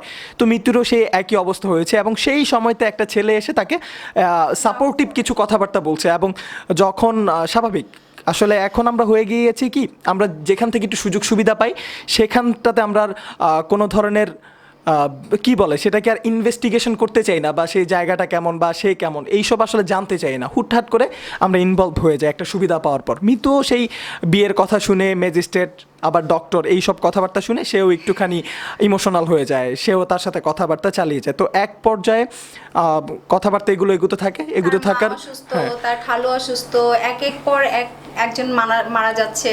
তো মা মারা যাবে এই কথা বলে সে এগুলো আমার বলতে টাকা বলতে চাচ্ছে। হ্যাঁ এগুলো বলে বলে মিতুর কাছ থেকে সে টাকা নিয়েছে। ৬৫,০০০ টাকা চিকিৎসার জন্য লাগছে, তার মান নাকি করোনা পজিটিভ ধরা পড়ে। তো আমাকে তখন বলে তুমি ৫,০০০ টাকা দাও, ৫,০০০ টাকা দিলে আমার মা বেঁচে যেতে পারে। তো এর আগেও নিয়েছে যে সে ডক্টরে ট্রেনিং নেওয়ার জন্য সে বরিশাল যাবে, তো রাস্তায় তার গাড়ি নষ্ট হয়ে যায়। গাড়ি নষ্ট হওয়ার মাধ্যম থেকে সে আমার কাছ থেকে হেল্প চায়, বললো মিতু তুমি আমাকে একটু হেল্প করো, যে আমাকে যে হেল্প করতে পারবে কিনা সেটা বলো। তারপরে সে ৩,০০০ টাকা আমাকে বললো দিতে, আমি তাকে সাথে সাথে টাকাটা সেন্ড করি। সেন্ড করার পর সে কী করলো, ৫ মিনিট পর সে আবার বলছে যে মিতু আমাকে আর একটু হেল্প করো। তখন আমার একটু কেমন জানি লাগলো, খটকা লাগলো, যে ওকে আমি মাত্র ৩,০০০ টাকা সেন্ড করে আসলাম, ও আবার আমার কাছ থেকে কেন টাকা চাচ্ছে। তখন ও বললো মিতু আমাকে আর ৪,০০০ টাকা দাও। তো তখন আমি বললাম যে তোমাকে তো আমি যতটুকু হেল্প করেছি, এখন আমার কাছে টাকা আছে কিনা সেটাও তো তুমি আমাকে জিজ্ঞাসা করলে না। আর তুমি যদি ম্যাজিস্ট্রেট হও তো তুমি তোমার অনেক ফ্রেন্ড সার্কেল আছে, আত্মীয় স্বজন আছে, তাদের কাছ থেকে টাকা নাও। আচ্ছা যাই হোক, তো বিষয়গুলো এমনটাই ঘটেছে। তো এক পর্যায়ে মিতু আসলে বুঝতে পারে যে ছেলেটি আসলে ফ্রড, সে ম্যাজিস্ট্রেট বা ডক্টর কিছুই না। তো তখন সে মিতু তার প্রোফাইল আইডি ঘাটতে ঘাটতে, মানে আবির হাসানের প্রোফাইল আইডি ঘাটতে ঘাটতে তখন সেখানে তাকে study করি সে স্টাডি করে এবং সেখান থেকে কিছু মেয়ের সাথে মিতুর যোগাযোগ হয় এবং তারাও মিতুকে সেম কথাগুলো বলে যে তাদেরকে বিয়ে করার বিয়ে করার আশ্বাস প্রস্তাব দিয়ে বা আশ্বাস দিয়ে তাদের কাছ থেকেও বিভিন্নভাবে বিভিন্ন সময় ছোট ছোট অঙ্কের মা মারা যাওয়ার আসলে পর হ্যাঁ করে টাকা নিচ্ছে। মা মারা গেছে, মায়ের ওষুধ লাগবে বা তার গাড়ি নষ্ট হয়ে গেছে, এরকম কথাবার্তা বলে বলে ছোট ছোট অঙ্ক যেগুলো আসলে মানুষের গায়ে লাগবে না, 3,000, ৩,০০০, ৫,০০০, ৪,০০০ এরকম করে করে তাদের কাছ থেকেও নিয়েছে। এবং এই সব সমস্যার মধ্য দিয়ে আসলে মিতু যাচ্ছে এবং ঠিক এই পর্যায়ে এসে মিতু আমাদের সাথে যোগাযোগ করে। আমরা আসলে চেষ্টা করছিলাম গণমাধ্যমে আসলে এই ব্যাপারটাকে তুলে আনার জন্য, যার দরুন মিতুকে বলেছিলাম যে তাকে ফোন দিয়ে কথা বলার জন্য। আর কথা বলার অংশটুকু আপনারাও আমাদের সাথে শুনেছেন। তো আমরা এটা নিয়ে বিস্তারিত একটা অনুষ্ঠান করব, জীবন কথা, স্বদেশ টিভি এবং রেডিও স্বদেশের যৌথ প্রযোজনায় আমরা একটা অনুষ্ঠান করতে যাচ্ছি, জীবন কথা। তো আশা করছি সেই স্বদেশ জীবন কথাতে আপনারা অবশ্যই মিতুর এই পুরো ঘটনাটি বিস্তারিত সুন্দরভাবে শুনতে পারবেন এবং জানতে পারবেন। সে পর্যন্ত আমাদের সাথে থাকুন। দুঃখিত, কাঙ্ক্ষিত নম্বরটিতে এই মুহূর্তে সংযোগ দেওয়া সম্ভব হচ্ছে না। Sorry, the number you dialed is currently unreachable. আগের নাম্বারটা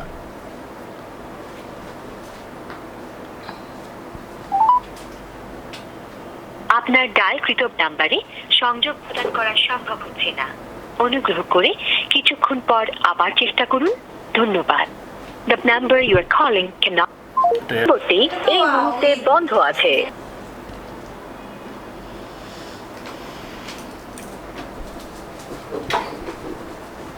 আপনার ডায়ালকৃত নম্বরটি এই মুহূর্তে বন্ধ আছে।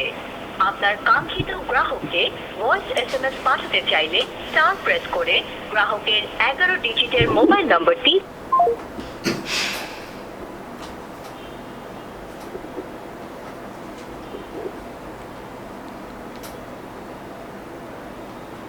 হ্যান্ডস ফ্রি দিছো?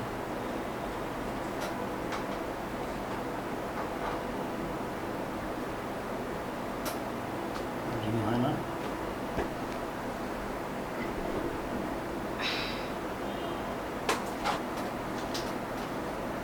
রোলিং যাব।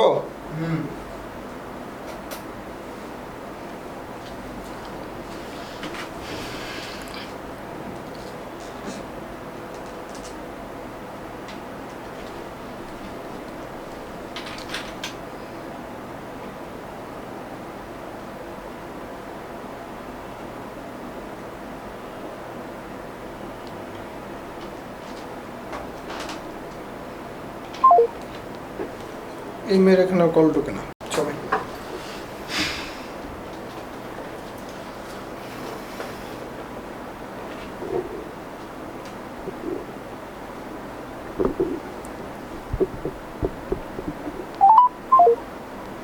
বন্ধ।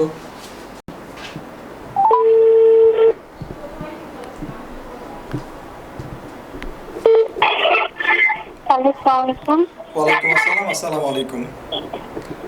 হ্যালো, বর্ষা বলছেন? জি আচ্ছা ঠিক আছে, আমি কি আপনার সাথে 2 মিনিট কথা বলতে পারি? জি বলুন। আচ্ছা, আমি হচ্ছি স্বদেশ news24.com থেকে আসিফ বলছি। আচ্ছা, আচ্ছা, আপনি আবির হাসান নামে কাউকে চেনেন? ওকে আমি আসলে কখনো দেখি নাই।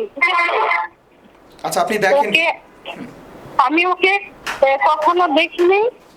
আমার ফেসবুক ফ্রেন্ড ছিল, ঠিক আছে? জি।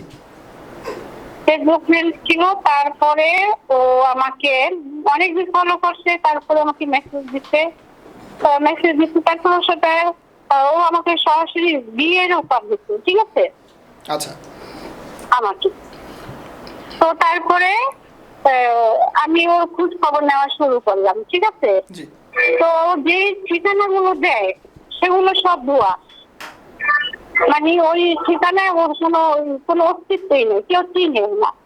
এবং কি একজন অভিনয় করে যে আফজাল শরীফ, ও বলছে সে তার মামা, কিন্তু সে আমার ফেসবুকে আছে। তারপরে ওনাকে আমি জিজ্ঞেস করছি, সে তাকে চিনেই না, সে তাকে চিনে না। আচ্ছা আচ্ছা। তারপরে আমি বুঝছি কি, তারপরে বলতেছে কি যে মা আমাদের সাথে আমার একটু ভুল বোঝাবুঝি হয়েছে, এই জন্য হয়তো বলছে এরকম, ভুল বাংলা অনেক কিছু বলছে। তারপর ওকে আমি না করে দিচ্ছি যে না আমি বিয়ে করবো না, আমার আত্মীয় স্বজন যেখানে বিয়ে ঠিক করে আমি সেখানে বিয়ে করবো। তারপর থেকে আমাকে অনেক রকম অনেক ভাবে জানানো শুরু করছে, অনেক ভাবে আমাকে অনেক খারাপ খারাপ কথা এটা সেটা বলে। তারপর থেকে ওকে আমি এখানে টোটালি বলদ করে দিচ্ছি, ঠিক আছে? আচ্ছা বর্ষা, আপনাকে আমি একটুখানি জিজ্ঞেস করি মাঝখানে, ওর সাথে আপনার পরিচয়টা হয়েছিল কিভাবে? ফেসবুকের মাধ্যমে?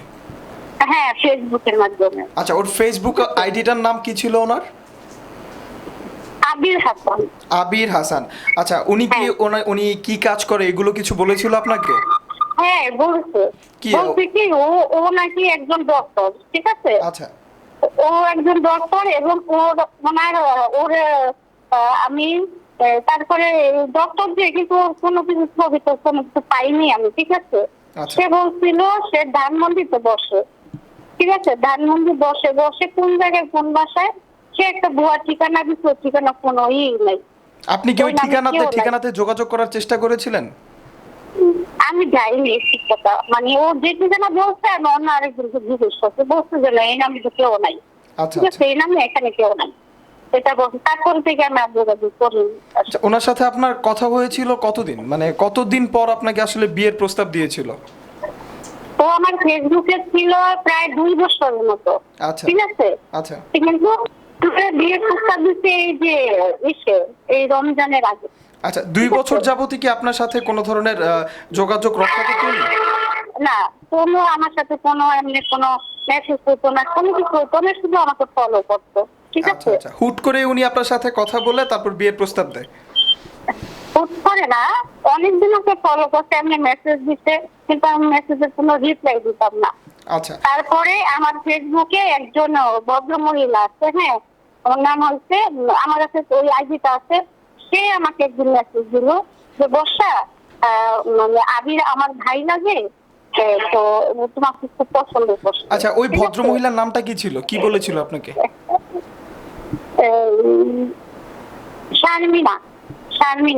শারমিনা আক্তার আইডিটা আমার কাছে আছে, সে ফেসবুকে এখনো আছে। এবং কি ফেসবুকে তার আরেকটা ভাই আছে, ঠিক আছে? ভাই কিনা আমি জানি না, ওই আইডিতেও আমাকে বলছে যে আদি খুব ভালো ছেলে, ওর মতো ছেলে হয় না। কিন্তু যাই হোক, আপনাকে পরে আমি কোনোভাবে কনভিন্স করার চেষ্টা করেছিল, তাই তো? হ্যাঁ। আচ্ছা, আপনাকে কি আর কেউ ফোন করে আসলে আবির হাসান সম্পর্কে জানতে চেয়েছিল? আর কেউ ফোন করে না, আমার ওর ব্যাপারে কেউ কিছু আমাকে জানতে না না না চায়নি। না, ওর ব্যাপারে বলতে মানে আপনার মতোই আসলে ওনার কাছ থেকে প্রতারণা শিকার এরকম কেউ আপনার কাছ থেকে ফোন করে ওনার সম্পর্কে জানতে চেয়েছিল? হ্যাঁ হ্যাঁ, তারপরে যখন ও আমাকে বিয়ের প্রস্তাব দিল, তারপরে আমি বললাম কি যে তোমার একটা ছবি আমি কি ফেসবুকে দিতে পারি? আমি ওকে কেন না করছি জানেন, ফেসবুকে দিতে পারি? ও বলছে হ্যাঁ দাও। পরে আমার ফেসবুকে ওর একটা ছবি দিচ্ছি, যখন ওর ছবি দেওয়া হলো তখন থেকে দেখলাম একের পর এক মেয়ে আমাকে নক করতে শুরু করলো যে এই ছেলেকে আমি চিনি, এই ছেলে এরকম, এই ছেলের সাথে তো আমার 8 মাসের সম্পর্ক, এ বলে 5 মাসের সম্পর্ক, এরকম করে অনেকগুলো মেয়ে। আচ্ছা, এগুলোর কি কোনো প্রমাণ আপনার কাছে আছে ফেসবুকে যে আপনাকে টেক্সট করেছিল 5 মাসের সম্পর্ক, 8 মাসের সম্পর্ক, মানে এগুলো কি কোনো প্রমাণ আছে? দেখেন এরকম আমার কাছে অনেক প্রমাণ ছিল। আচ্ছা আমাকে প্রত্যেকটা মেয়ে আমাকে মেসেজগুলো দিচ্ছিল। আচ্ছা, মিতু নামে কেউ আপনাকে ফোন করেছিল? হ্যাঁ হ্যাঁ, মিতু নামের একটি মেয়ে আমাকে কিছুদিন আগে আর 1 সপ্তাহ আগে আমাকে ফোন দিচ্ছে। ফোন দিয়ে বলতেছে কি যে আপনি কি বর্ষা? পরে আমি বললাম হ্যাঁ। কয় যে আপনি কি আবির হাসানকে চিনেন? আমি বললাম কোন আবির হাসান? বললো ডক্টর আবির হাসান। আমি বললাম হ্যাঁ অবশ্যই, এই যেগুলো আপনাকে বললাম সেগুলোই বললাম। তারপরে বলতেছে কি যে ঠিক আছে বর্ষা, তো আমি তোমাকে ফ্রেন্ড রিকোয়েস্ট পাঠাই, তুমি অ্যাকসেপ্ট করো। আচ্ছা, আমি মাঝখানে একটা বিষয় আপনার কাছ থেকে জানতে চাই। আপনাকে বিয়ের প্রস্তাব দেওয়ার পর থেকে আবির হাসান কি আপনার কাছ থেকে কোনো ধরনের টাকা পয়সা চেয়েছিল? হ্যাঁ, টাকা পয়সা। ও প্রথমেই আমাকে কি করছে, যখন প্রস্তাব দিচ্ছে তারপরে কিছুদিন পরেই না দেখলাম ফোন দিয়ে আমাকে খুব মন খারাপ। আমি বললাম কি হয়েছে? বলতেছে কি যে আমার আম্মা মারা গেছে। আমি বললাম কি তোমার বিয়ে ঠিক হয়ে না, তোমার আম্মা মারা গেছে? বলতেছে কি হ্যাঁ বর্ষা, যে আমার চাচা ফোন করছে, ওর বাড়ি খুঁজেছে ফরিদপুর জেলার ওদিকে মাদারীপুর। বলতেছে আমার আম্মা তো মাদারীপুরে থাকে। পরে বলতেছে কি আমি এখন দেখো, এখন আমার তো যে অফিস টফিস সব বন্ধ, লকডাউনের সময় এটা, এখন আমার টাকা নাই আমার কাছে, পরে আমাকে কিছু টাকা দাও। পরে আমি বলতেছি কি আমি এখন টাকা কোথায় পাবো? তারপর যাই হোক ম্যানেজ করে ওকে আমি 10,000 টাকা দিচ্ছি। 10,000 টাকা দিয়েছেন আপনি? হ্যাঁ 10,000 টাকা দিচ্ছি। কেন? ও বলতেছে ওর মা হসপিটালে মারা গেছে। আচ্ছা আচ্ছা, হ্যাঁ মিরপুর একটা হসপিটালে মারা গেছে, এখান থেকে লাশ নিতে হবে দেশে, তখন লকডাউনের সময়। এখন লাশ নিতে হইব, ওখানে করতে হইব, পরে টাকাটা তোমাকে আমি রিটার্ন দিয়ে দিব, মানে এমন ভাবে নিচ্ছে আর কি। আচ্ছা, পরবর্তীতে কি আরো টাকা পয়সা চেয়েছিল আপনার কাছ থেকে? হ্যাঁ, পরবর্তী থেকে ও মাটিটা বুঝে আসছে, দেশের থেকে আবার আসবে, তখন নাকি ওর হাত খালি। তখন বলতেছে যে আমার এখন ভাড়া নাই, আমার ঢাকা যেতে হবে, আমার ইমার্জেন্সি তোমাদের নারায়ণগঞ্জে একটা অপারেশন আছে। পরে আমি বলতেছি কি তার অপারেশন? সে এমন একজনের নাম বললো, তাকে আমি চিনি, ঠিক আছে। পরে আমি বলতেছি যে ঠিক আছে, তো বলতেছে আমাকে যেমনি হোক তুমি আমাকে এখন এই মুহূর্তে আমাকে 3,000 টাকা পাঠাও। 20,000 টাকা? না 3,000 টাকা। আচ্ছা 3,000 টাকা। হ্যাঁ এরকম করে তখন ওই সময় আমি আবার 2,000 টাকা দিচ্ছি দেশ থেকে আসার সময়। আচ্ছা, তারপর আপনি 2,000 টাকা দিয়েছেন? এরকম করে ও আমার থেকে মোট 30,000 টাকা নিয়েছে। মোট কত টাকা নিয়েছে? 30,000 টাকা। 30,000 টাকা? 30,000 টাকা ও আমাকে এই 6 মাসের ভিতরে নিচ্ছে, মানে এক একটা বক্তব্য বলে বলে নিচ্ছে। পরে যখন দেখলাম যে ও একটা ডাউট ছেলে, আমি একবারে ঠিক আছে বর্ষা, এখন আপনি আমাকে এতটুকু বলেন যে আপনি কখন বুঝলেন যে এই ছেলেটা ফেক, বা ও যে বিয়ের প্রস্তাব দিয়েছে বা আপনাকে বিয়ে করবে বলেছে ও আসলে কোনো কিছু ঠিক না, ও ডক্টর না বা ম্যাজিস্ট্রেট না, তো এটা কখন বুঝলেন আপনি? তখন বুঝলাম, শোনেন, যখন আমি বুঝলাম যে একটা মেয়ে আছে মগবাজারে থাকে, ও মেয়েটার নাম হচ্ছে উম্মেহানি, সে একজন টিচার। ওই মহিলা আমার সাথে ফেসবুকে অ্যাড আছে।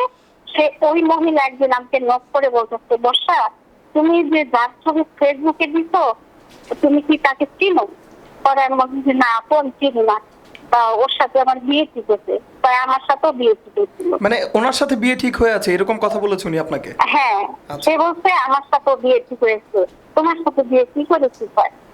পরে ওই আপুর সাথে আমি কথা বলি, বলতে ওই আপু অনেকক্ষণ কথা বললো যে দেখো বর্ষা এরকম ও আমাকে এরকম তার থেকে ওটাকে টাকা নিচ্ছে। পরে আমি ওই আপুরে বলতেছি যদি আপনাকে, ও আপুর সাথে আমার একটু তথ্য বিস্তর্ক হয়েছে, কারণ আপুর কথাটা আমি বিশ্বাস করিনি প্রথমে তো, ঠিক আছে।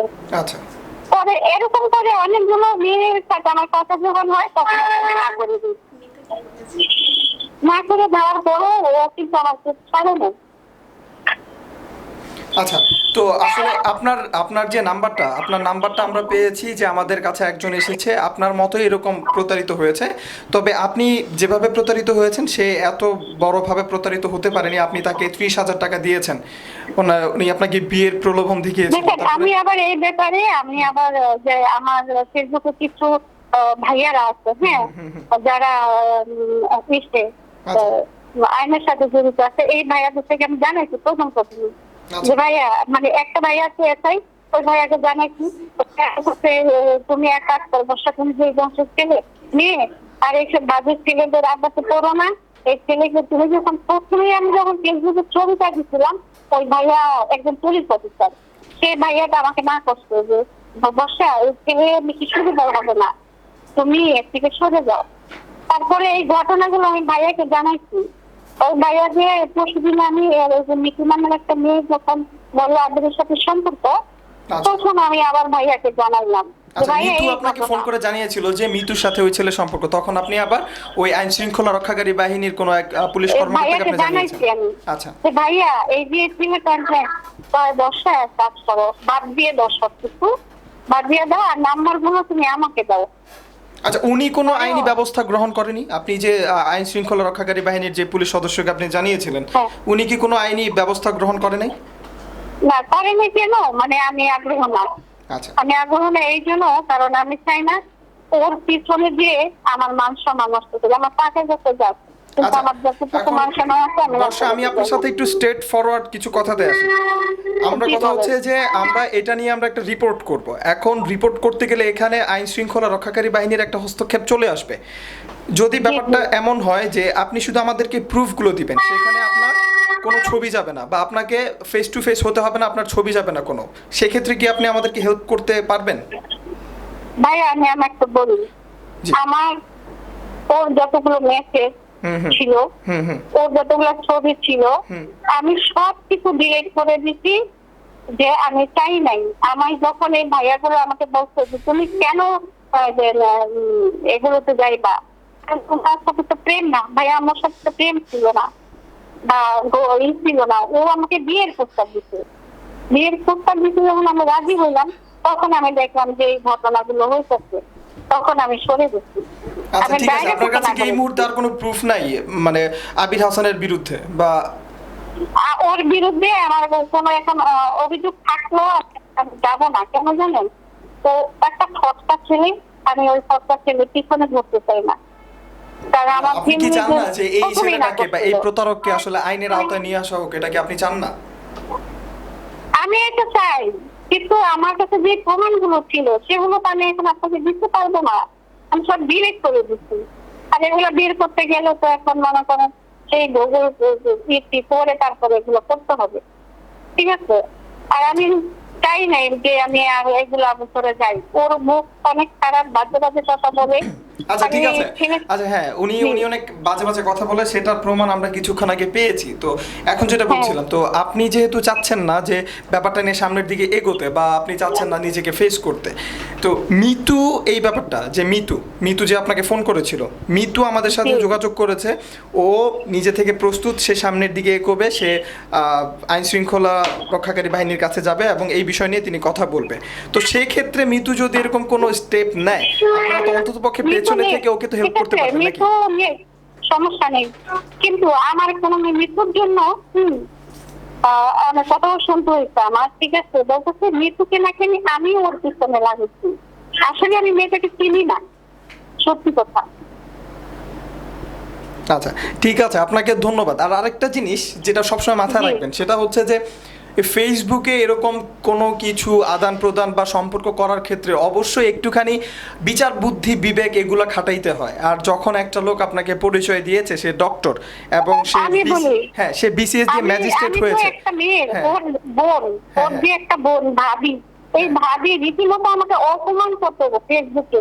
এখন মানে অপমান করতে আমি যখন না করে দিচ্ছি তখন সে ওপেনলি কমেন্ট করতো যে ওর মতো ছেলে পাইবা না তুমি, তুমি যে আবিরের বউ হওয়া তো এই ভাগ্যের ব্যাপার, আর তুমি ওকে না করে দিলা। তার মানে এটা ব্যাপারটা অনেক পুরোটাই কথা সাজানো বলতো। ছিল, অন্য মানুষরা আপনি যখন ওকে নিয়ে কিছু বলতেন তখন অন্য কেউ আমি এসে ওই কমেন্ট মেয়েটার করতো। আইডিটা দিতে পারি, যে মেয়েটা আমাকে সবসময় মানে ওর বিরুদ্ধে মানে সুনাম করতো। আচ্ছা ও ঠিক আছে, ভালো আপনি ছিল, ওই খারাপ মেয়েটার ছিল না। আইডিটা মিতু মিয়াজিকে সেন্ড করেন, আইডি লিংকটা মিতু মিয়াজিকে। মিতু মিয়াজি যে মিতু মেয়েটা আপনার সাথে যোগাযোগ করেছিল, মিতু আপনাকে এখন নক করবে, নক করলে আপনি তাকে আইডি লিংকটা দিয়ে দিন, ঠিক আচ্ছা আছে? আমি ওর ইমুতে দিচ্ছি, হ্যাঁ আমি মিতুর ইমুতে ওই আইডি দিচ্ছি। আচ্ছা ঠিক আছে, অবশ্যই ব্যাপারটা খেয়াল আপনি রাখবেন। যদি একটা ওই ডক্টর, আইডিটাই ধরেন তাহলে সবকিছু পাইবেন। হ্যাঁ এখন কথা হচ্ছে একজন ঠিক আছে। ডক্টর বা একটা ম্যাজিস্ট্রেট কিন্তু ছোটখানি একটা কথা না। একটা ম্যাজিস্ট্রেট না। কখনোই আপনার কাছ থেকে ভাইয়া 10,000 শোনেন, ও 5,000 একটা 3,000 এরকম টাকা চাইবে না। আমি খোঁজ খবর নিয়ে দেখছি, তারপরেই তো আমি বলছি যে ওকে কাজ করে দিচ্ছি। ডাউট ছেলে ওখানে ফালতু ছেলে, এই জন্য ওখানে না করে দিচ্ছি। আচ্ছা। আর ওর সাথে যে যারা প্রেম থাকতো তাই ওর আমি থাকতাম না, আচ্ছা। যেমনি ওকে খুঁজে বের করতাম। আচ্ছা ঠিক আছে, প্রেম ছিল না। বর্ষা আপনাকে জি, জি, অসংখ্য বলো। ধন্যবাদ আমাদেরকে আসলে হেল্প করার জন্য। আর আরেকটা জিনিস, যে আপনার এই কথাবার্তাগুলো বা আমাদের যে কনভারসেশন হয়েছে এটা আমরা রেকর্ড করেছি, তো এটাতে কোনো আপনার আচ্ছা, আপত্তি ভালো আছে? করছেন। জি জি, এটাতে না কোনো আমার আপত্তি নেই। আচ্ছা না ঠিক আমার আছে, এগুলো আপত্তি নেই। আচ্ছা ঠিক আছে, অসংখ্য ধন্যবাদ আপনাকে। আচ্ছা, আর ঠিক ভবিষ্যতে আছে। সাবধান আর- থাকবেন এইসব ব্যাপার থেকে। ঠিক আছে, আর আমি ওই যে ওই আইডিটা দিচ্ছি আপনাকে। আচ্ছা ঠিক আছে, ওই আইডিটা আপনি মিতুকে সেন্ড করে দেন। দর্শক, মিতুর সাথে কথা বলে বুঝলাম যে আবির নামে যে ব্যক্তি আসলে যেই ছবিগুলো শেয়ার করেছিল আদৌ তিনি কোনো ডক্টর কিংবা ম্যাজিস্ট্রেট কিনা, এটা তো আমরা এখনও সন্দেহ আছে, এবং অবশ্যই তিনি কেউই না। এবং মিতুর যে ইনফরমেশন আমরা পেয়েছি তার ভাষ্যমতে আমরা কথা বলেছিলাম এমনই একজন ভুক্তভোগী বর্ষা নামক এক মেয়ের সাথে। তার সাথে কিন্তু আমাদের প্রতিনিধি আসিফ কথা বলে কিন্তু আমরা অনেক কিছু ইনফরমেশন পেয়েছি, যার রেকর্ড আমাদের ডিসক্রিপশন লিঙ্ক আমরা দিয়ে দিব। সেখানে কিন্তু আমরা অনেকটাই আসিফ যে আমাদের প্রতিনিধি ছিলেন তিনি কিন্তু জেনেছেন বর্ষার কাছ থেকে, তার কাছ থেকেও কিন্তু বিয়ের প্রলোভন দেখিয়ে এবং বিভিন্ন সময় বিভিন্নভাবে তার কাছ থেকে কিন্তু হাজার হাজার টাকা তিনি আত্মসাৎ করেছেন। এখন তার সাথেও 2 বছর যোগাযোগ ছিল, এখন তার সাথে যোগাযোগ বন্ধ।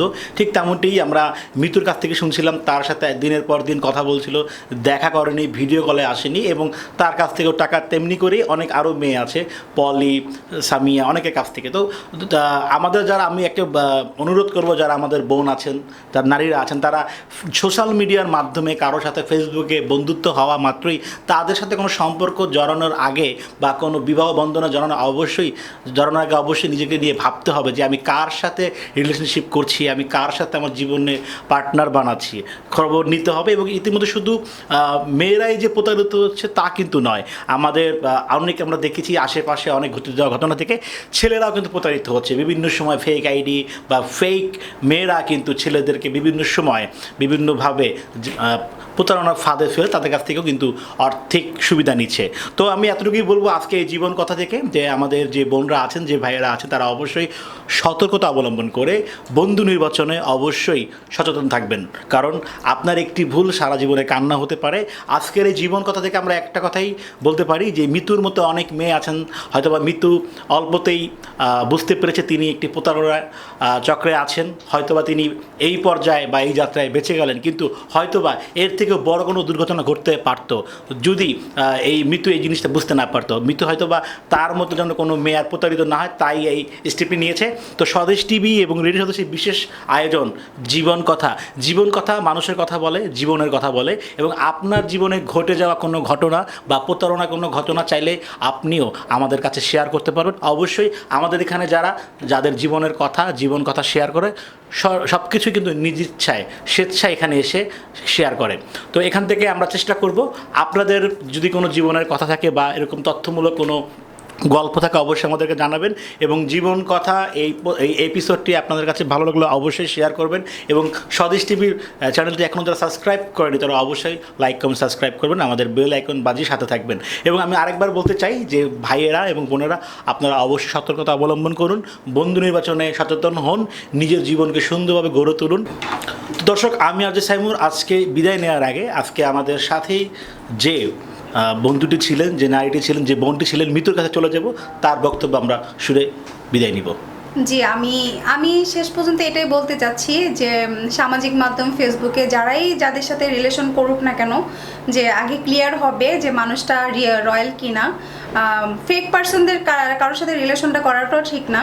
যে সব কিছু জেনে শুনেই আমি যেভাবে প্রতারিত হয়েছি, আমি অনেক কিছুই বলতে পারিনি কাউকে, কারণ নিজের মধ্যেই রেখে দিয়েছি, যার কারণে আজকে আমার এখানে আসা নিজ দায়িত্বে আসা, যে আমার মতন করে অন্য কোনো মেয়ে যেন প্রতারিত না হয়। তা আমি প্রত্যেকটা আপুর কাছে এটাই আশা করি যে কারোর সাথে রিলেশন তৈরি করার আগে অ্যাটলিস্ট তার সম্পর্কে জেনে শুনে দেন রিলেশনে এগোনো উচিত তাদেরকে। আমার এটাই কথা যে আমি নিজেকে শুধরানোর চেষ্টা করব, যে নেক্সটে যেন এরকম ভুলটা না হয়, আর প্রত্যেকটা আপুকেও বলছি তারা যেন এই ধরনের ভুলটা না করে, এটাই আমার বলা। তো দর্শক, আজকের মতো বিদায় নিচ্ছি। সবাই সুস্থ থাকুন, ভালো থাকুন, নিজেকে ভালোবাসুন, দেশকে ভালোবাসুন। আগামী পর্বে আবারও চলে আসবো ভিন্ন একটা এপিসোড নিয়ে, নতুন কোনো জীবন কথা নিয়ে। সেই পর্যন্ত স্বদেশ টিভির সাথে থাকুন।